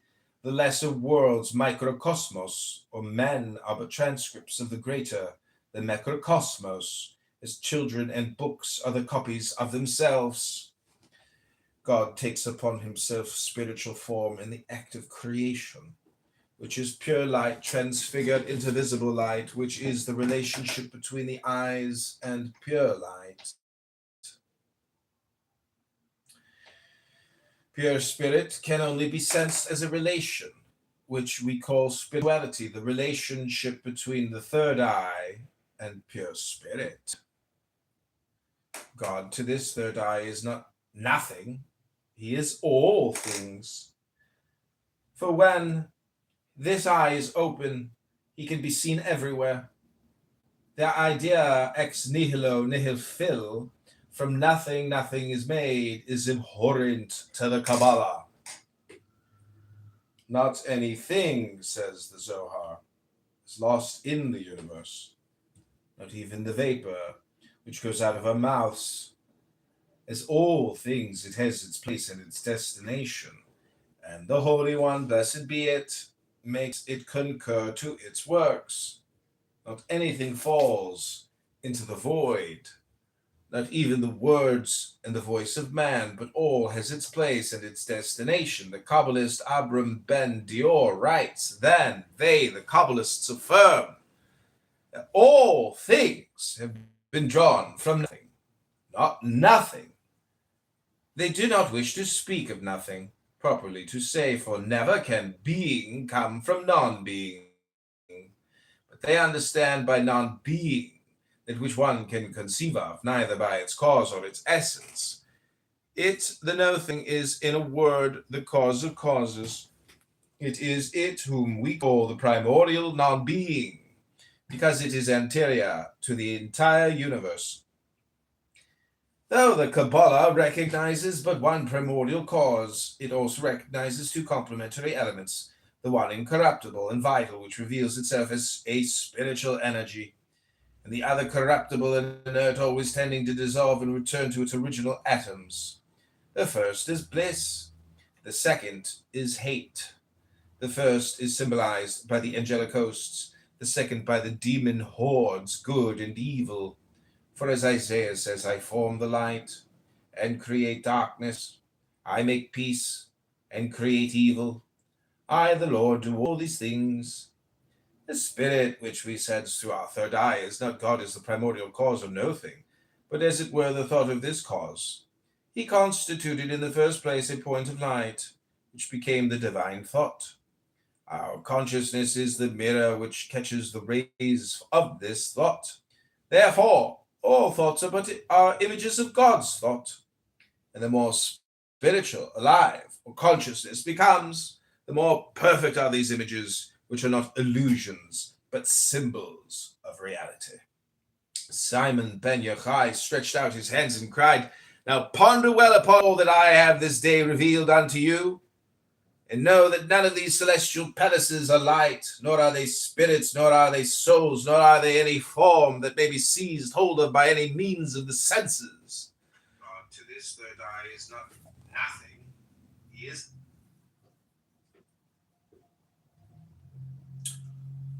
Know that the palaces are thought seen through curtains. Take away the thought, and the palace becomes nothing that the mind can grasp, nor the imagination picture. And know finally that all the mysteries of the faith lie in this doctrine that all that exists in the upper world is the light of thought, the infinite. Lift the curtain, and all matter appears immaterial. Lift another curtain, and the immaterial becomes even more spiritual and sublime. As each succeeding curtain is lifted, we are transported to ever higher planes of sublimity until the highest is reached. Curtains are the divisions, abysses, between the superconscious thought of God and the conscious thought of man. The ultimate curtain is the shell of the egg, materiality. But before this final curtain can be lifted, a host of intellectual curtains, the white of the egg, have to be dissolved by transmutation into spiritual energy. Spiritual deliverance or attainment is consequently an act of creation.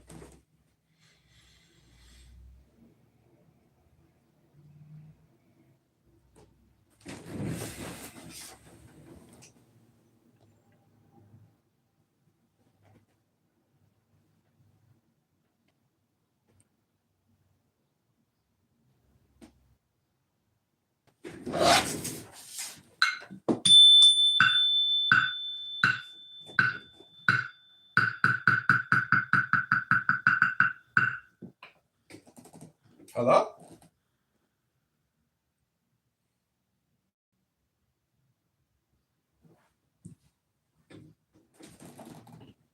Hello? Hello?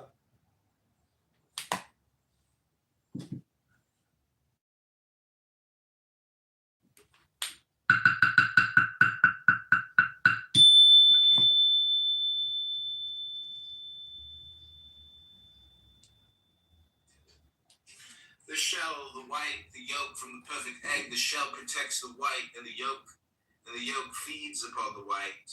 And when the white... Welcome to the show, Nizam! Hello. What's up? What's going on, guys? We're just chilling here because all 10 plural states are indicative of the mind of God, obviously. I've just expressed the mind of God by reading what's called a book. Hello? That's a very profound and deep thought, and there's truth to it. Yeah, I was gonna, but I want to know what dark and lights think about it, though. I mean, they're mods, so it seems like they are fully behind that notion.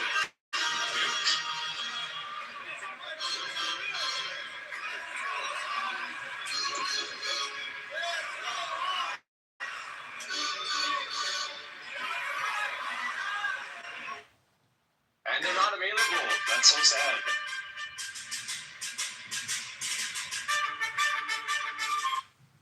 I also think it's unfortunate that it would happen. I don't know. We'll see what happens moving forward, but I'm not. You know, that is also not one other thing. It's not just us. Like Turning Point, when you read about it, you're opening up chapters around the world. It's not just in the U.S.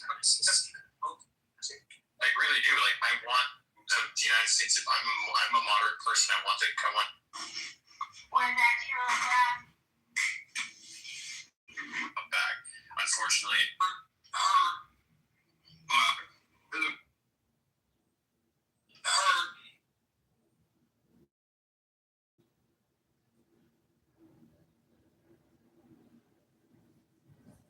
Hello? Well, if books are divine, then surely music must be even more sublime. Hello? The object of most of the foregoing practices will not be clear to you, but at least who will deny they have trained you in determination, accuracy, introspection, and many other qualities which are valuable to all men in their ordinary avocations, so that in no case will your time have been wasted. That you may gain some insight into the nature of the great work which lies beyond these elementary trifles. However, we should mention that an intelligent person may gather more than a hint of its nature from the following books, which ought to be taken as serious and learned contributions to the study of nature, though not necessarily to be implicitly relied upon. We king as we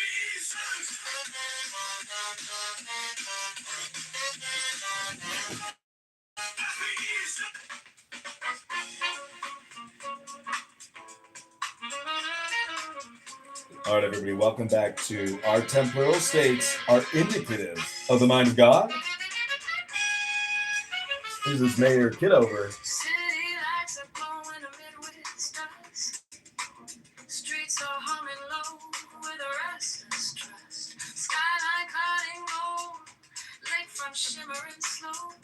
Dreaming of a better day, just letting it grow. Yeah, letting it grow. And the wind on my face, it feels like a spark. Talking about a future that can light this dark. Got my 2 feet on this land, reaching out a hand. Oh, this winter takes every day, playing through the streets. A hopeful song where every neighbor meets. Voices rising strong and bold, stories of a city told. Yeah, the rhythm of our hearts, a promise we keep. This wind of change serenade, rising so deep. Rising so deep. Lakefront shine, every skyline light in sight. Dreams of every block stepping into the light.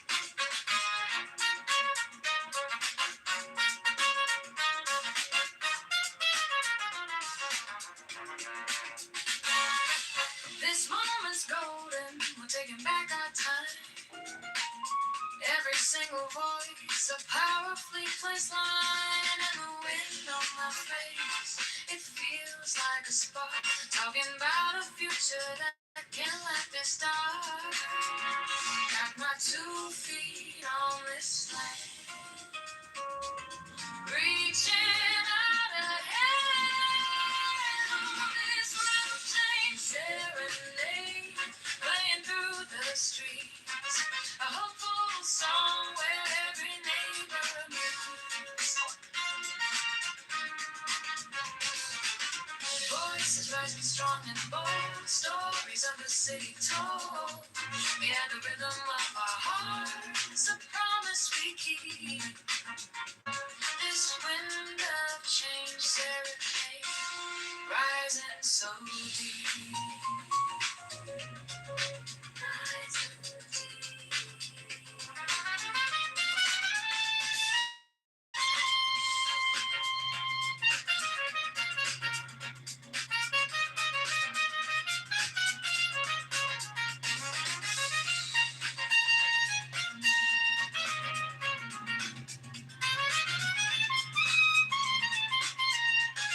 It's a slow shift in the breeze, put our worries at ease. Hear the sound of the city calling out to be free. Oh, this will change serenade, playing through the streets. Is there a white European chamber of commerce? Precisísimo.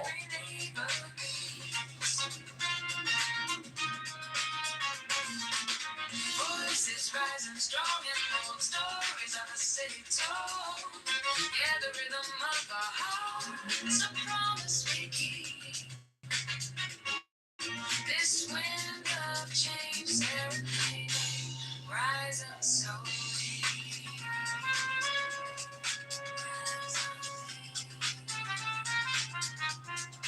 Wind of change, serenade.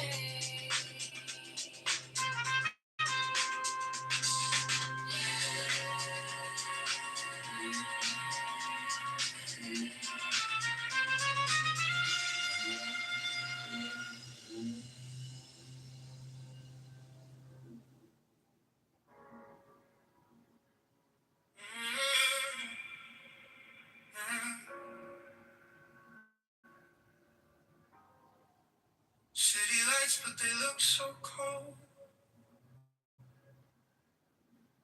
Every promise already sold.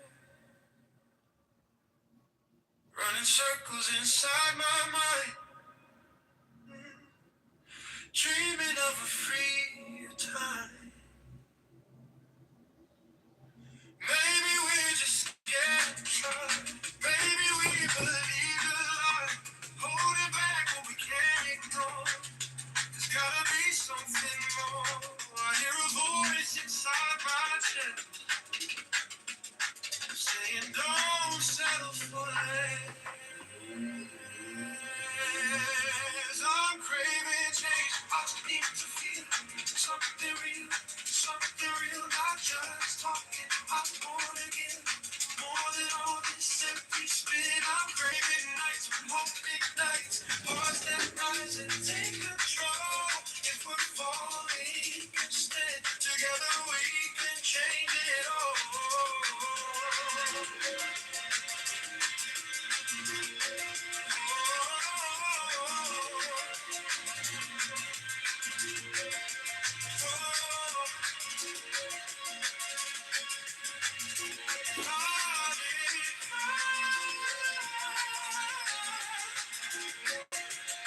Break the silence, break the chain up, raise a voice in every lane. Every vote can turn the tide.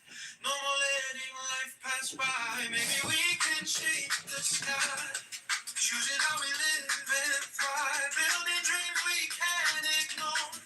There's gotta be something more.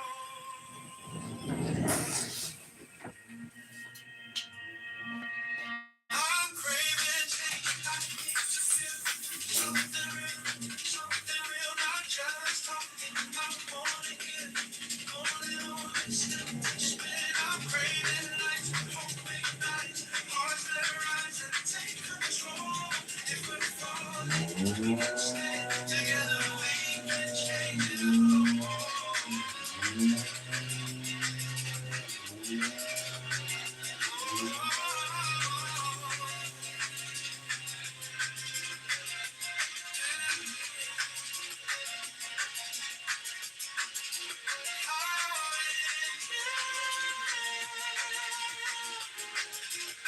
I'm craving change. We won't pretend.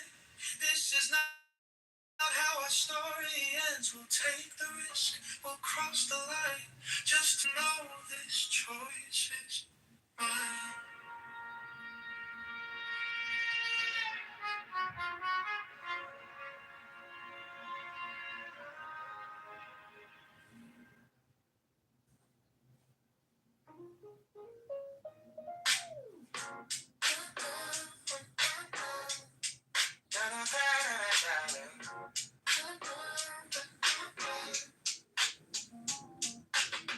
Check my phone, read the city news. All these headlines, we got more to lose. Talking about the neighborhoods that need some love.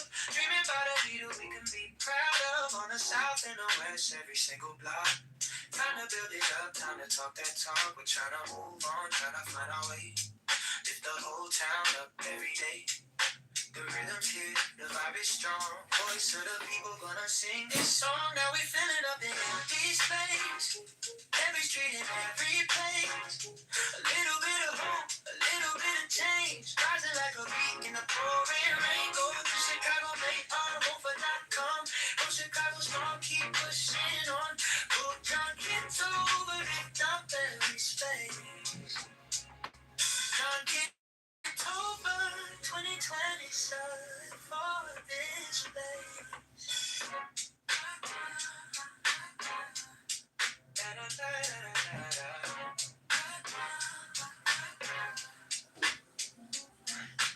One step, two step, marching down the road. Every single ward in election mode. Gotta run the city in the people's hands. Time to back a vision with some real plans. Tax reform talk, make the burden fair. More for the schools and the homes right there. So bold, so bright this year. Every voice in the crowd so clear.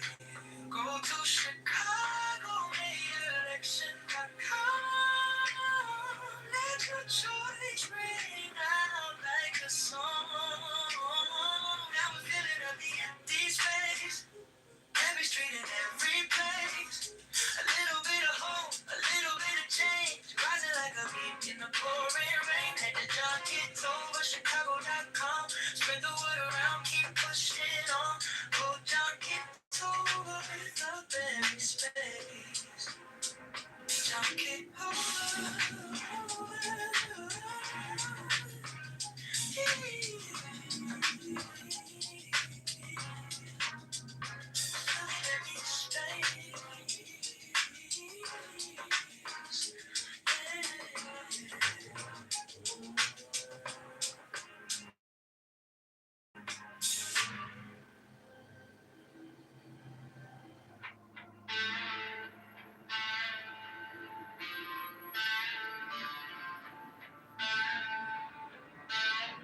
You said elections coming Tuesday.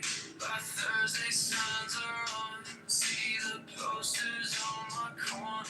Name in red and white and strong. Phone lights up with all the headlines. Futures calling, streets undone. Every ward in every station, every vote, it starts with one. Chunk it over.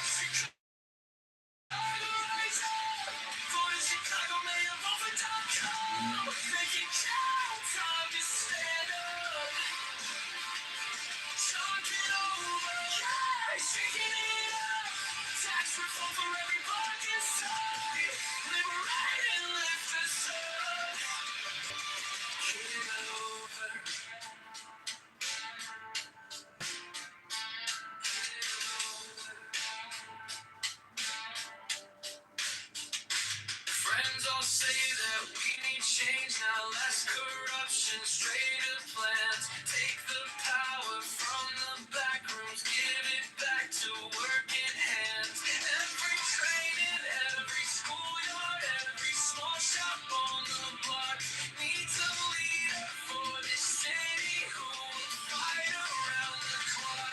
Chunk it over, Chicago rise up. Go to Chicago, make a vote for.com. Make it count, time to stand up.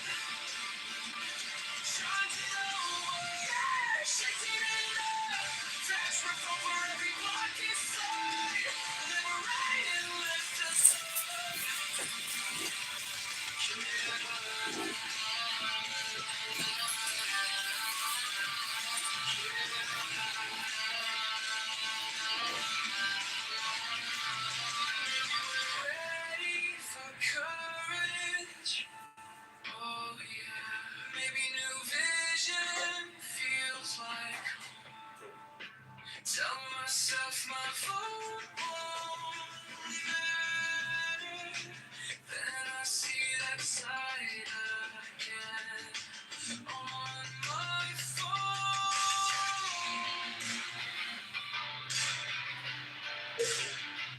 John Kitover, Chicago rising. Going to Chicago, man, I'm over that drum.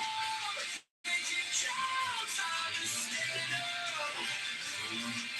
John Kitover, something in love. Going to Chicago, man, election.com.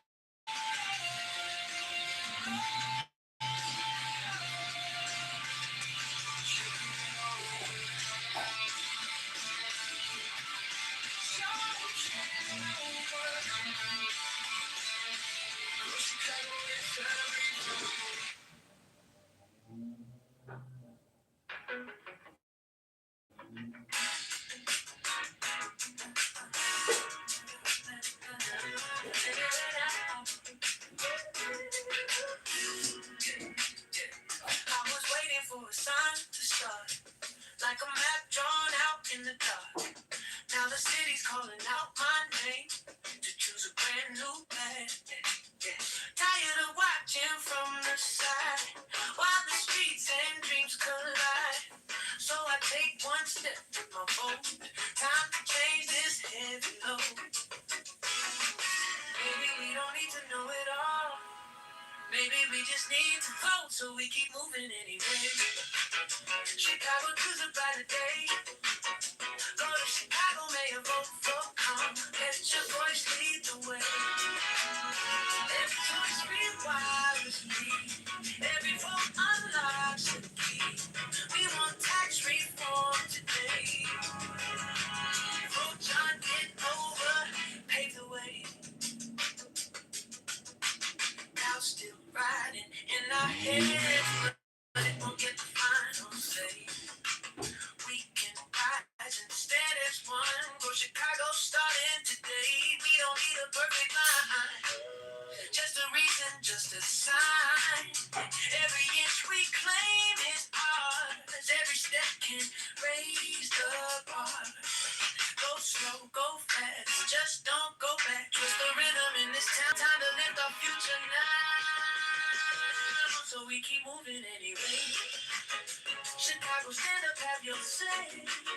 Go to Chicago, election.com. Vote John Kitover today. Every choice rewires me. Every vote unlocks a key.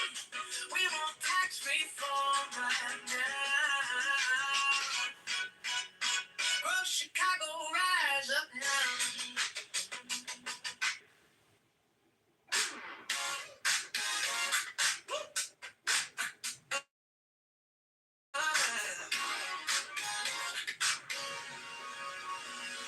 Walking like the pollen places lit, slow grin.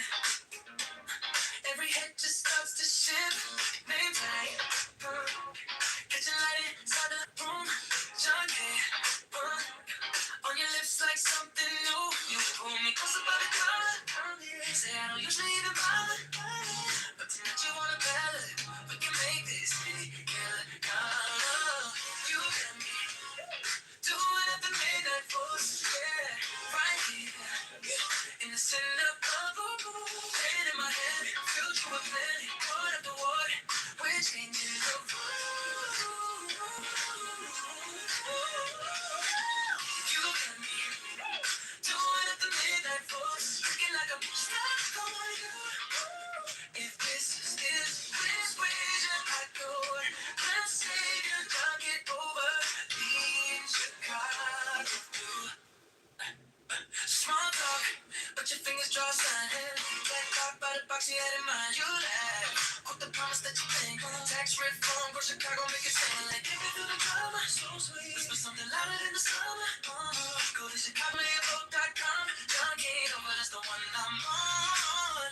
You got me, doing at the midnight force. Right here, in the center of the room. Pen in my hand, future a plan. Word after word, we're changing the room. You got me starts going you. If this is outrageous, I just want the savior. Kitover's vision pulling us through. Yeah. Lights fade, but we don't slow down. Don't slow. Street lights tracing over this town. If this is just a campaign high, then stay locked in. Never ask why. You got me doing after midnight folks. Right here on Chicago Maya. Got gun in my hand. Future a plan. Roll up the war. Oh, we're breaking no rules. You got me. You're doing it. Do it at the midnight folks. I can feel it. Stacking on you. Just a no rider. This is a wager. I just wanna take it. Don't get over. In Chicago. With you. With you.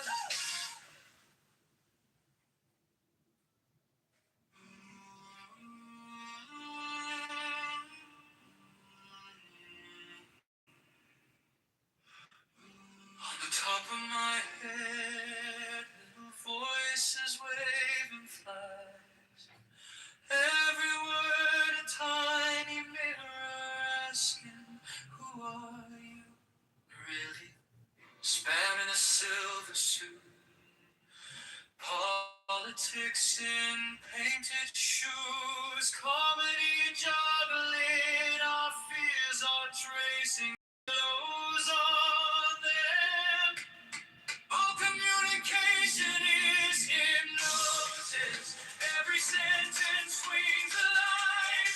You can call it love or persuasion. Both are reaching in the night. All communication is hypnosis. From a whisper to a shout. I'm just choosing brighter colors for the picture in your doubt. Critics on a crystal edge, measuring the leap you take.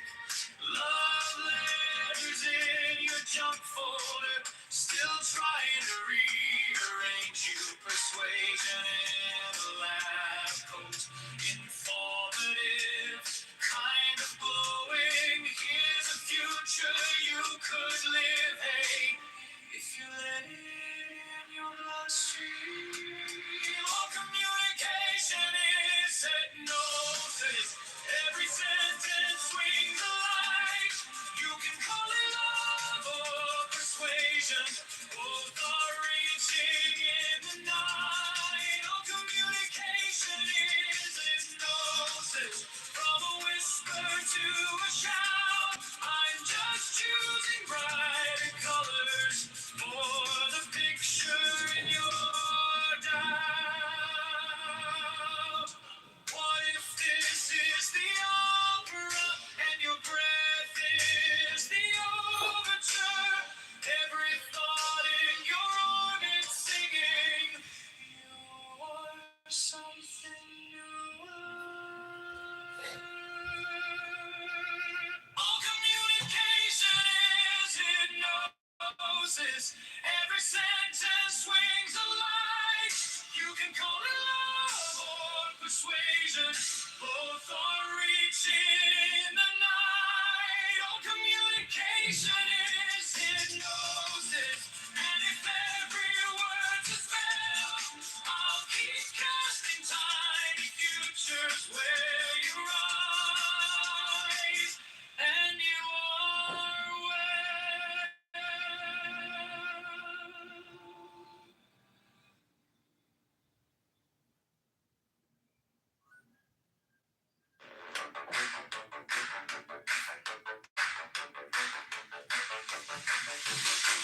well.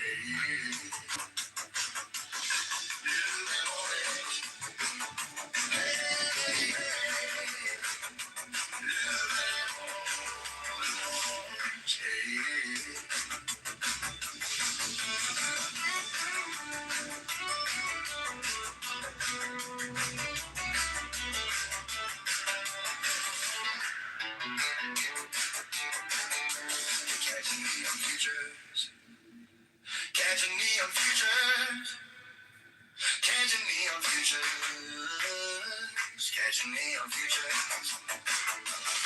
Blue and orange. Hey, hey, hey. Blue and orange. Hey, hey, hey. Blue and orange. Hey, hey, hey. Blue and orange. Hey, hey, hey.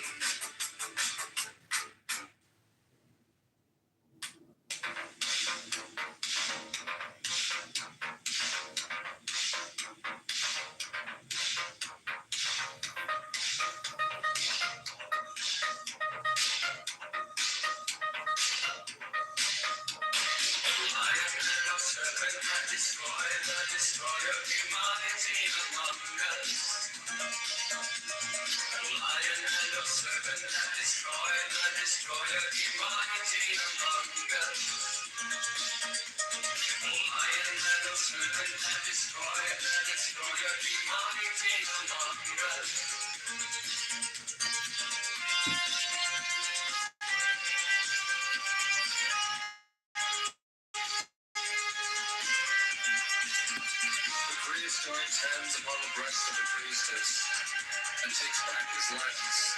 He turns to the Puano, lowers and raises the lance and makes upon them. Do what thou wilt, shall be the whole of the law.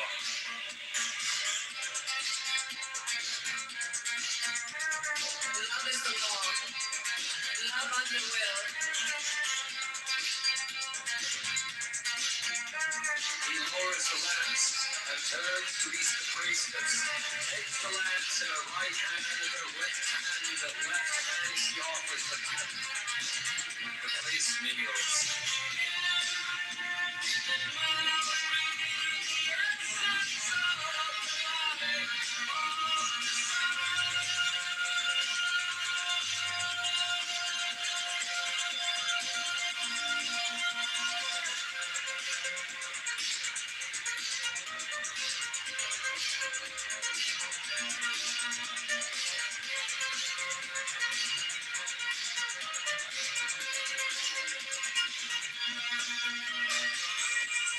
He takes the host with the right hand and makes with it on the paten and consumes it. Silence the priestess takes, uncovers, and offers the cup as before.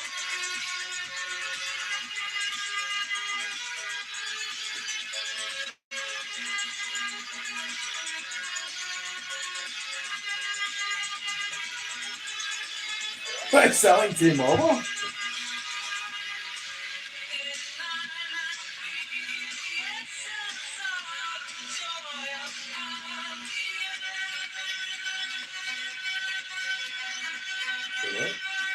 No. You sell it.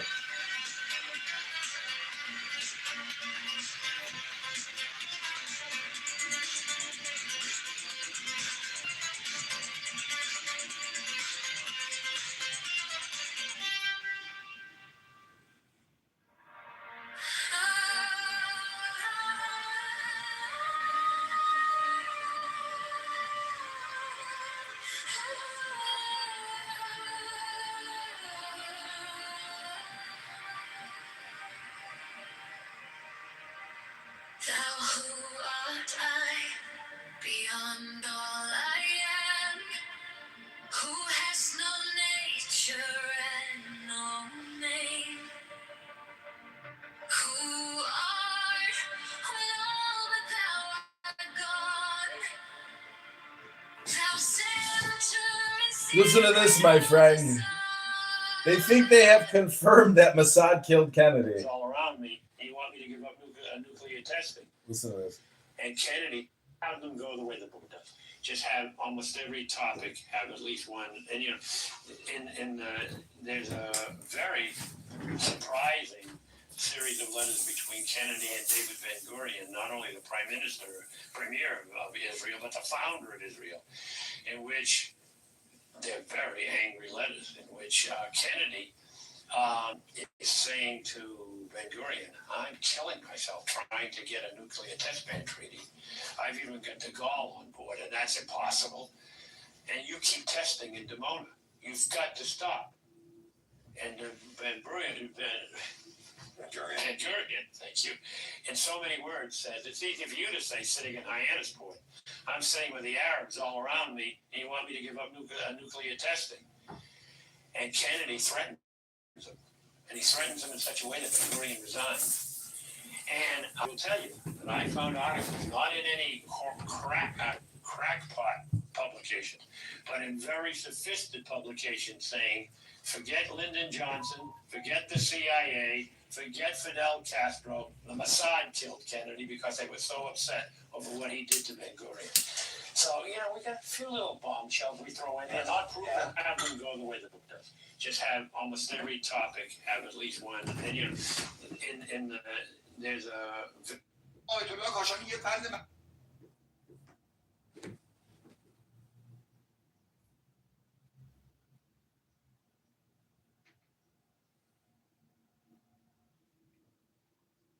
Somebody messaged me on Instagram and told me, shut up! So I wrote back, shut up? Yeah, shut up! That's how stupid life is. But, thing about Instagram comments is it's like you don't even want to click on them because you can't really even read them in the notification. So it's like, who cares what people say? The point is I only post comments because I want people to look at my account.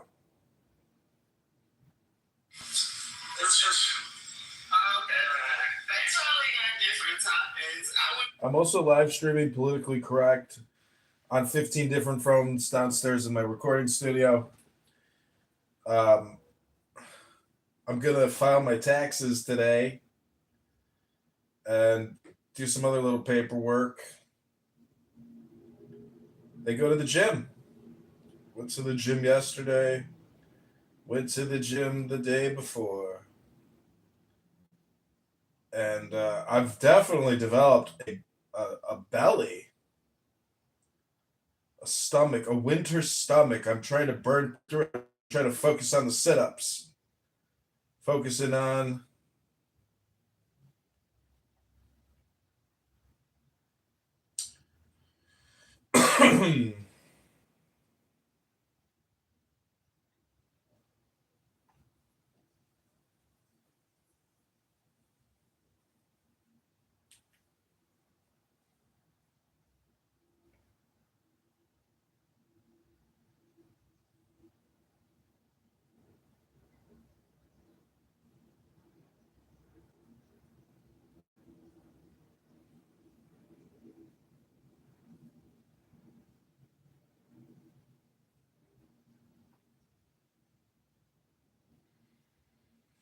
Okay, if you haven't taken the deepest breath of the day yet today,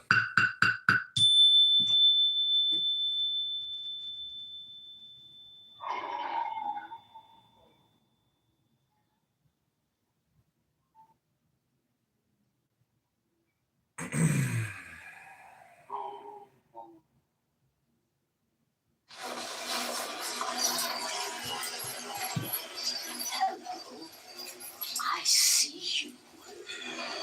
Sister, may we help you? You just lost the element of surprise, demon. Sister, this is a pre-trial hearing. We're going to have to ask you to sit down, officer. How did you find me? I just followed the scent. You can bluff everyone else, not me.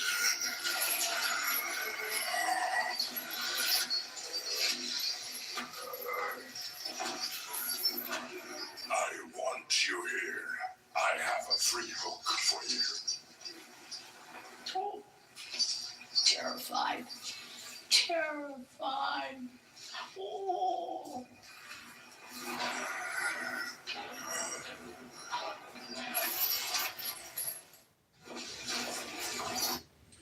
one of those weird YouTube clips about demons and nuns. Oh no!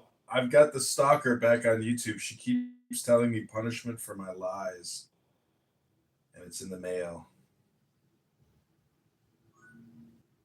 My friend. I have this crazy stalker. I don't know what she's so upset about. What is she saying? Punishment for your lies. Yeah. Punishment. Michelle, this crazy chick from Clubhouse. Oh, really? Totally lost it, yeah. Oh, what a psycho.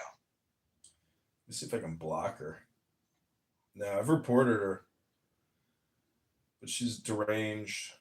I also blocked her number. She was like texting me nonstop. Kind of like me. I was about to say, you're annoyed by this behavior? Well, yeah, because I like to spam other people. I don't like to be spammed, duh. I'm a spammer. I'm not a spammer consumer. I'm a spammer distributor. I don't. Oh, poor thing. You know, some people's brains they just they lose capability, and next thing you know, you're just like disabled. Do you have a dishwasher? Yeah. I spend a lot of time Doing dishes. washing dishes. If you make it into a Zen meditation of awareness, then it's actually not washing dishes. You're actually communicating or in the presence of the divine reality unfolding before you in the bubbles and the cups and the plates and the bowls and the forks and the spoons and the knives.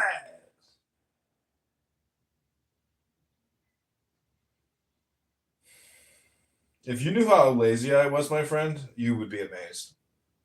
Because you see, we are conditioned to work incessantly, nonstop, you know? But doing laundry and doing dishes are two of those very low value activities. You know, it's not like reading a book. So I don't actually put my dishes away. I like put them all over the counters and then I wait for that to build. Then I put it in the dishwasher. And then same thing with clothing. I actually have bags and bags of clothing, a lot like your PTR.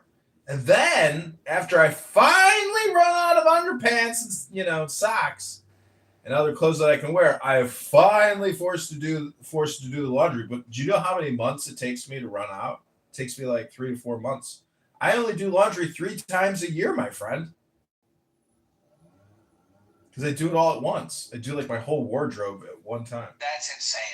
Over like 2 days. But just think about how much time I save because some people do laundry every week. I only have to do laundry 3 out of 52 weeks. Do you know how much time I save from that? And it's all because I just decided to buy a ton of underwear, a ton of socks.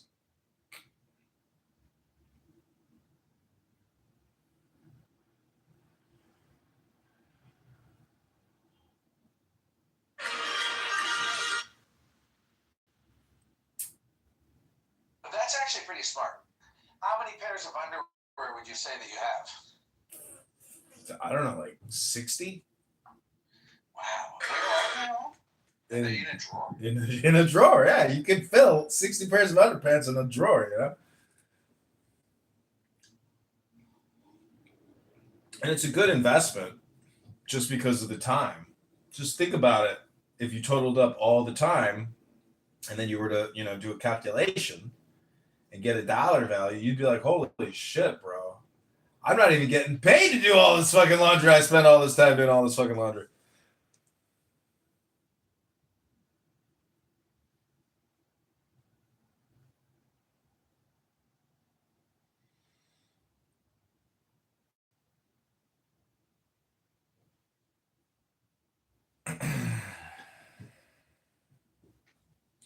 Okay.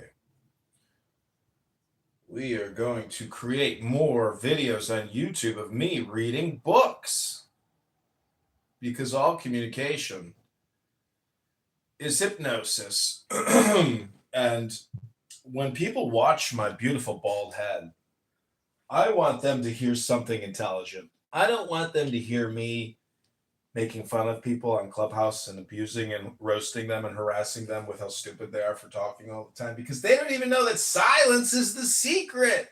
They're supposedly talking about the secret all the time on this app and their special proprietary religious association, but they're never talking about shutting the fuck up and being silent and meditating in peace, in joy. Instead, it's this horrible argument all the time of McZen yelling at people like he's in the courtroom. Oh, McZen, we hate it. It's so annoying. Just read a book, McZen. Slow down. Wait, slow down. Slow down. Ugh, McZed, if you were my attorney, I'm sure we'd win, but at what cost? Was it worth it? I don't think so, McZed. See, the funny thing is, all these people are actually drug addicts. Turns out they all are meth addicts. And I'm not making this up. McZed is a meth addict. Fucking Barth is a meth addict. All these guys who come here for the religious dopamine juice, they're all high on meth. And they're all sitting there debating, their particular position. But they fail to see a universal truth known as Kabbalah. I don't understand it. Or the Tao. How do you ignore Hinduism? How? It's got over 1 billion people that are interested in it. That's a lot of Hindus. They don't get a fucking say into your conversations at all? Hello?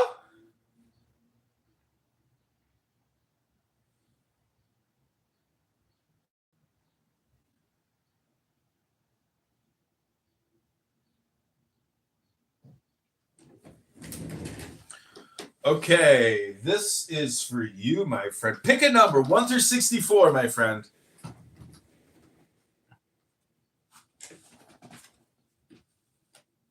Hello? 55.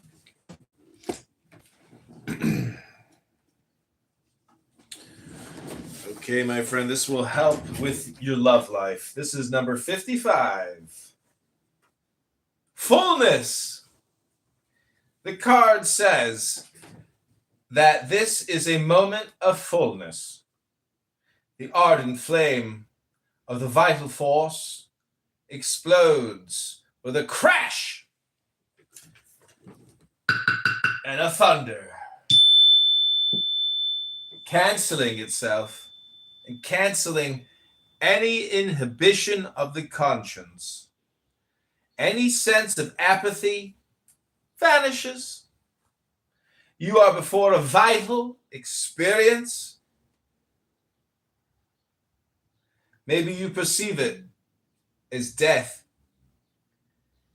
Fear it not, for maybe, for the first time, you are alive. Fullness, number 55.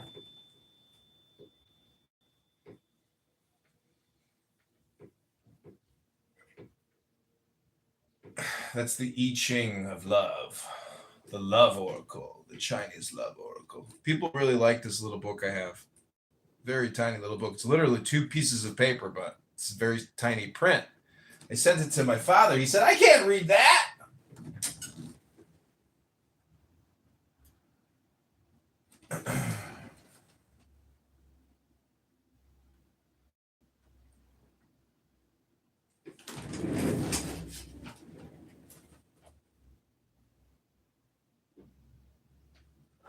Woo! Caught you, baby.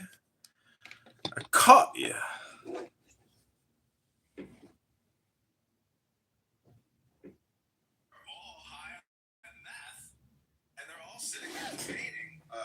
The particular position, but they fail to see a universal truth known as Kabbalah. I don't understand it.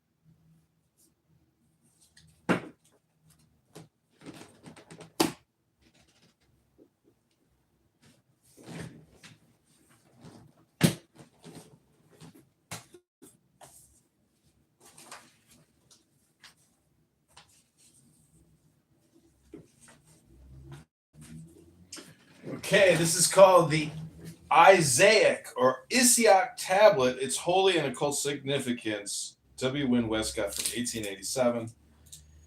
There is only 22 of these books in existence. It comes in a velvet, purple, like luxury thing. It's from 1887. It's very expensive. It's the Mensa Isaica.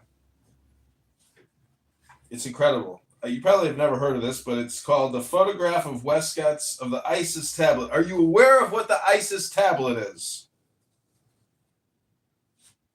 It's at the Egyptian Museum in Turin. No idea. It's the Tabula Babina Savi Mensa Isaica. It's an ancient Egyptian tablet. It's very complicated. There's a transcription of the Isis tablet from Athanasius Kircher, Oedipus Aegyptiacus in 1655. It's an incredibly complicated Egyptian hieroglyph of incredible significance and beauty. And this rare book, translated by this master mage, Westcott, Supreme Magus, it's called the Isiac Tablet of Cardinal Bembo. This curious relic of an age long past cannot fail to attract the attention of every earnest student of the mysteries. Its beauty of design, its careful execution, its obvious antiquity, its certain connection with that most incomprehensible scheme of religion, the Egyptian, all combine to fascinate the mind, stimulate the intellect in a search for the explanation of the purpose and meaning of this very elaborate pictorial work of art. Mysterious in its conception, of unknown origin, and of peculiar workmanship, the tablet merits examination and research. From the time of the learned Orientalist Kircher and of the classic Pignorius, many eminent archaeologists and men of letters have devoted their energies to the elucidation of the hidden object of the designer, who must have been as erudite in all arts, and all the arts and wisdom of the Egyptians, as he was skillful in execution.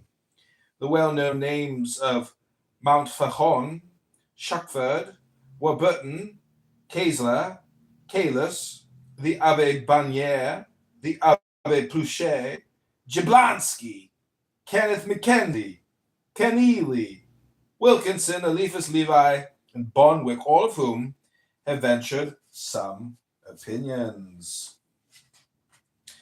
are sufficient proof of the worldwide interest that this Mensa Isaica has aroused.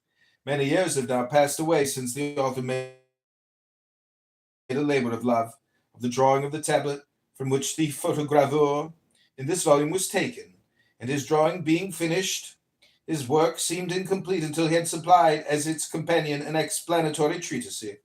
However scanty and imperfect it may be deemed, he begs the indulgence of many a learned reader for its shortcomings, and if he has apparently undervalued the opinions of the modern school of scientific Egyptology, it is only because of his conviction that the tablet is essentially an esoteric character, therefore insusceptible of ordinary methods of interpretation. The photogravure provided with this little volume, 10 ins by 8 inches, is of course much smaller than the original, which is approximately 50 inches in length, 30 inches in breadth. So far as can be ascertained, the tablet has not been engraved or printed in its entirety since 1719, when it was published in France by Mount Faucon, and it has never been printed in England. The Isaac tablet is of bronze. The designs are inlaid upon its upper surface and are composed partly of silver and partly of a dark-colored enamel, which has somewhat the tint of steel in the yellow work. Some portions of the silver ornamentation are missing.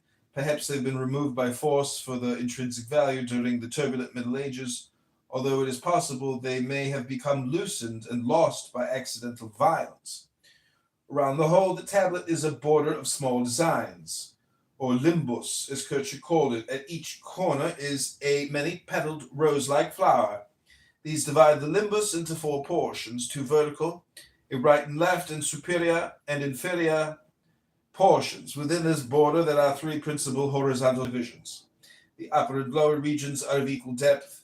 The central region is deeper and is further subdivided. I'm going to send you a picture of this so you can look it up and enjoy.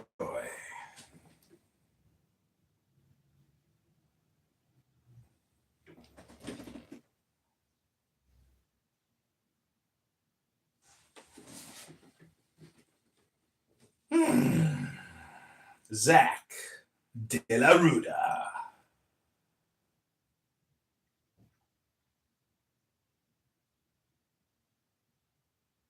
It's pretty interesting that it's made of metal because it's just incredible artwork. 50 inches long, so about 5 feet by almost 3 feet. Wow, it's like a bunch of pictographs. Hieroglyphics.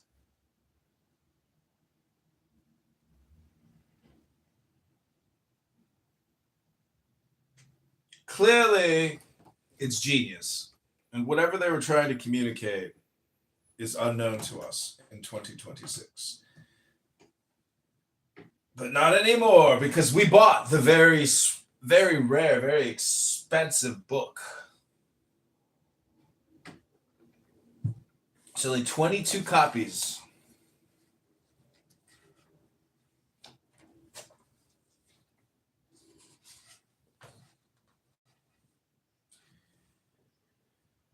The upper region presents 12 principal erect human figures and several smaller designs. The lower region presents 12 principal, more or less human figures, of whom 2, the 2nd and 11th, are standing in porticos, and 2 others are seated.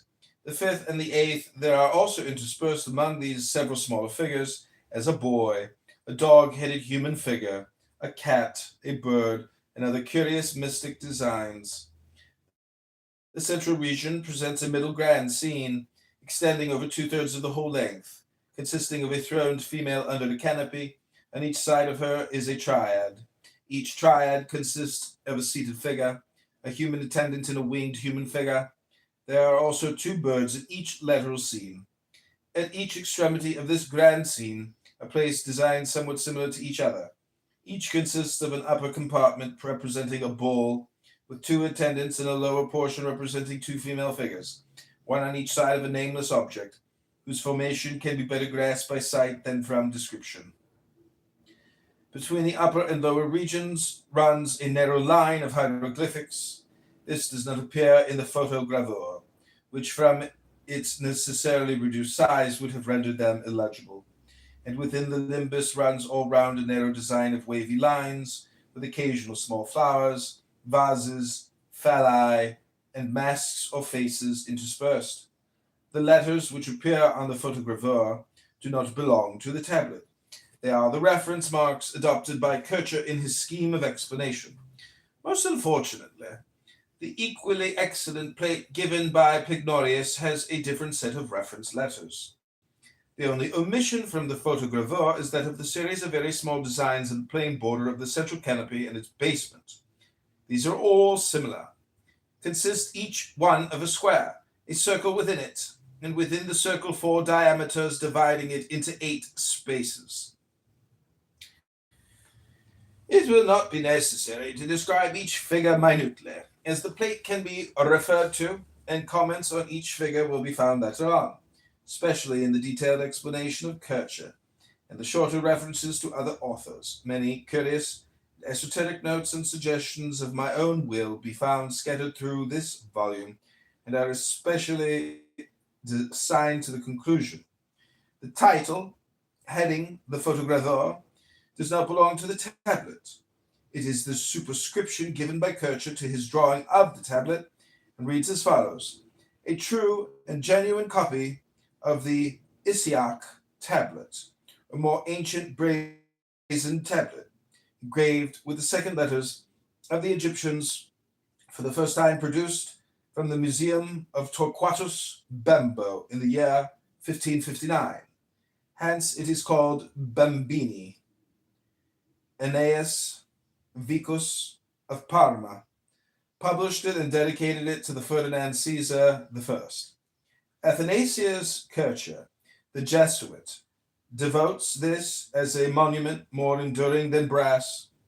Having reduced it to a more convenient size, he is the interpreter of the same. Rome, 1654. This most interesting and mysterious tablet appears to have been treasured in one of the palaces in Rome at the time when the Constable of Bourbon, in command of an army of the Emperor Charles V Germany, overran Italy and sacked the city in the year 1527.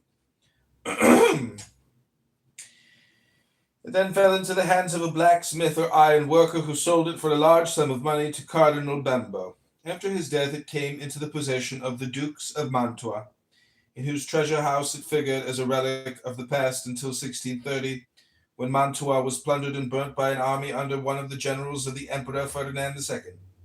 It was then once more lost sight of, and indeed many important authors state that it was never seen again, but was probably destroyed by some of the ignorant soldiery, in removing from its surface the silver plates for the purpose of sale.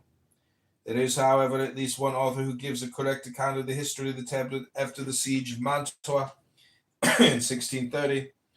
All honor to Johann George Kessler, who published in 1740 his travels through Germany, Italy, and other countries. In his account of the palace in Turin, he says that when Mantua was plundered, the tablet fell into the hands of Cardinal Pava, who made a present of it to the Duke of Savoy, by whom it was preserved. It was finally presented to the King of Sardinia, in whose palace at Turin in 1730 it was made a great favor to him to be allowed to see it, because it was very carefully guarded.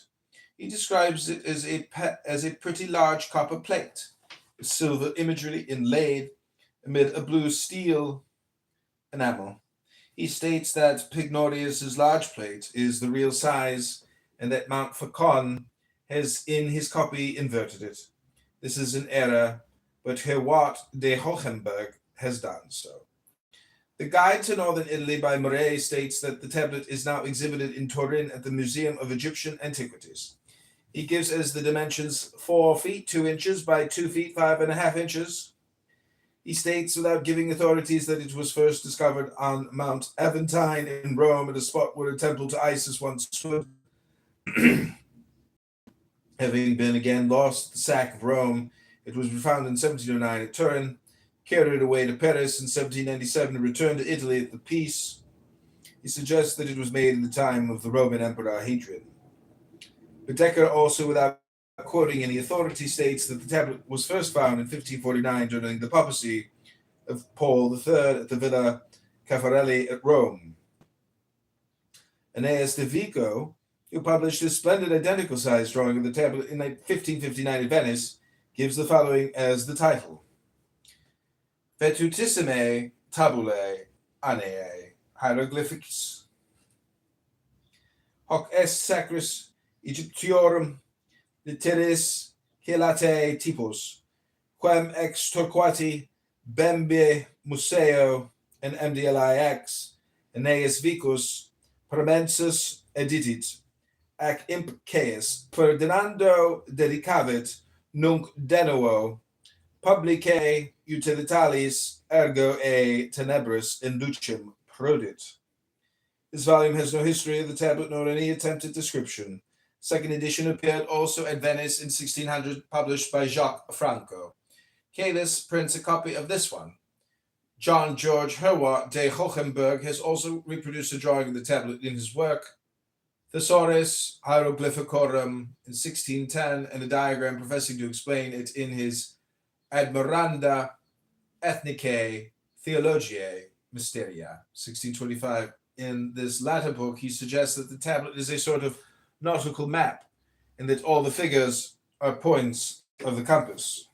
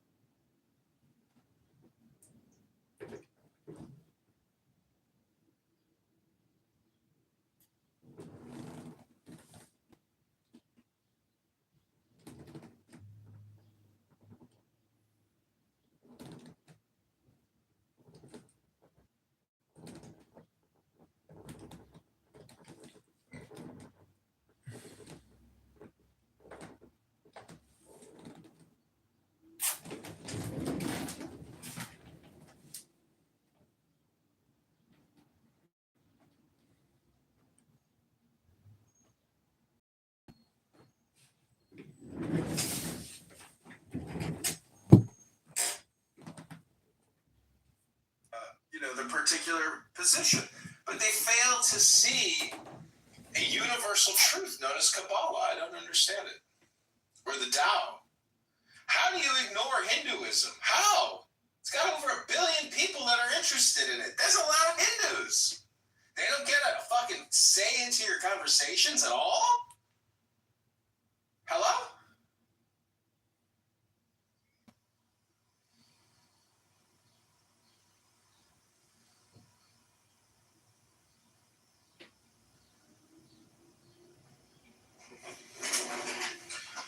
Okay, this is for you, my friend. Pick a number, 1 through 64, my friend.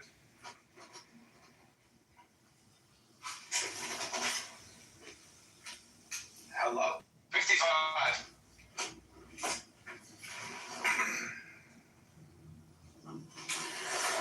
Okay, my friend, this will help with your love life. This is number 55. Fullness. The card says that this is a moment of fullness. The ardent flame of the vital force explodes with a crash and a thunder, canceling itself and canceling any inhibition of the conscience. Any sense of apathy vanishes. You are before a vital experience. Maybe you perceive it as death. Fear it not, for maybe, for the first time, you are alive. Fullness, number 55.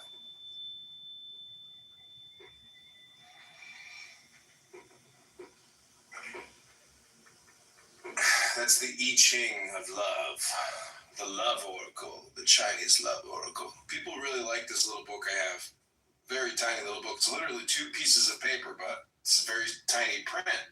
I sent it to my father. He said, I can't read that.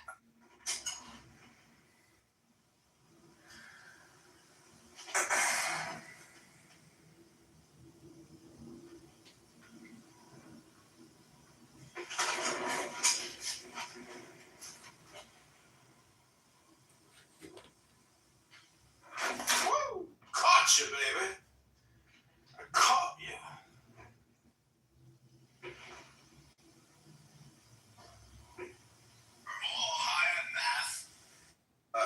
The particular position. But they fail to see a universal truth known as Kabbalah. I don't understand it. Or the Tao. How do you ignore Hinduism? How? It's got over 1 billion people that are interested in it. There's a lot of Hindus. They don't get a fucking say into your conversations at all? Hello?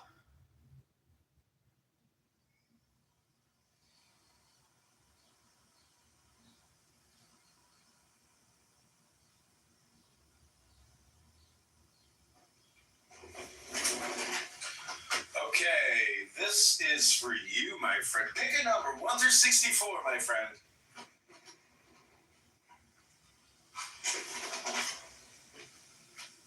Hello?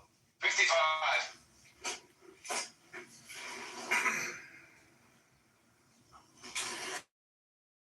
This will help with your love life. This is number 55. Fullness. The card says that this is a moment of fullness. The ardent flame of the vital force explodes with a crash and a thunder, canceling itself and canceling any inhibition of the conscience. Any sense of apathy vanishes.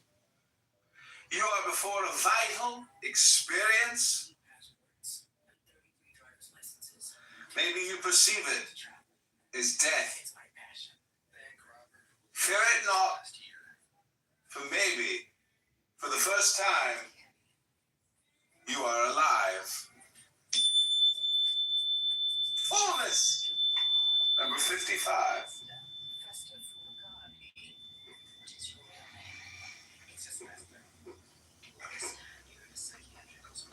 That's the I Ching of love. The love oracle, the Chinese love oracle. People really like this little book I have. Very tiny little book. It's literally 2 pieces of paper, but it's very tiny print. I sent it to my father. He said, I can't read that.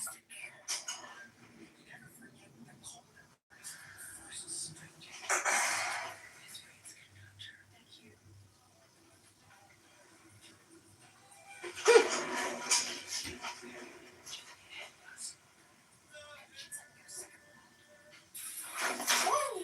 Caught you, baby. I caught you.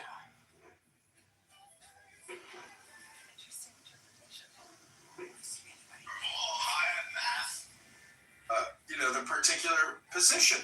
But they fail to see a universal truth known as Kabbalah. I don't understand it. Or the Tao. How do you ignore Hinduism? How? It's got over 1 billion people that are interested in it. There's a lot of Hindus. They don't get a fucking say into your conversations at all? Hello?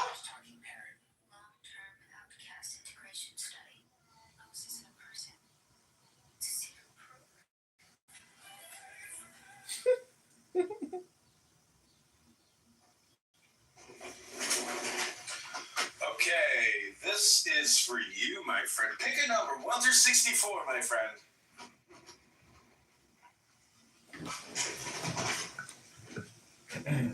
Hello? 55.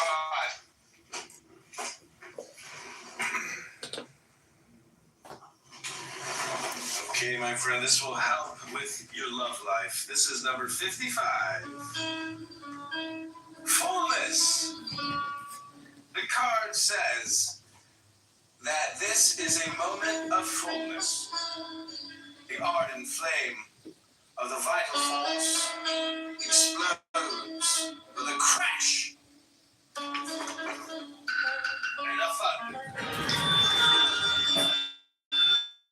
canceling itself, canceling any inhibition of the conscience, any sense of apathy vanishes. You are before a vital experience. Maybe you perceive it as death. Fear it not, for maybe, for the first time, you are alive. Fullness. Number 55.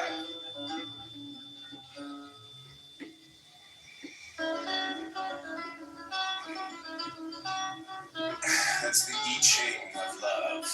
The love oracle. The Chinese love oracle. People really like this little book I have. Very tiny little book. It's literally 2 pieces of paper, but it's very tiny print. I sent it to my father. He said, I can't read that.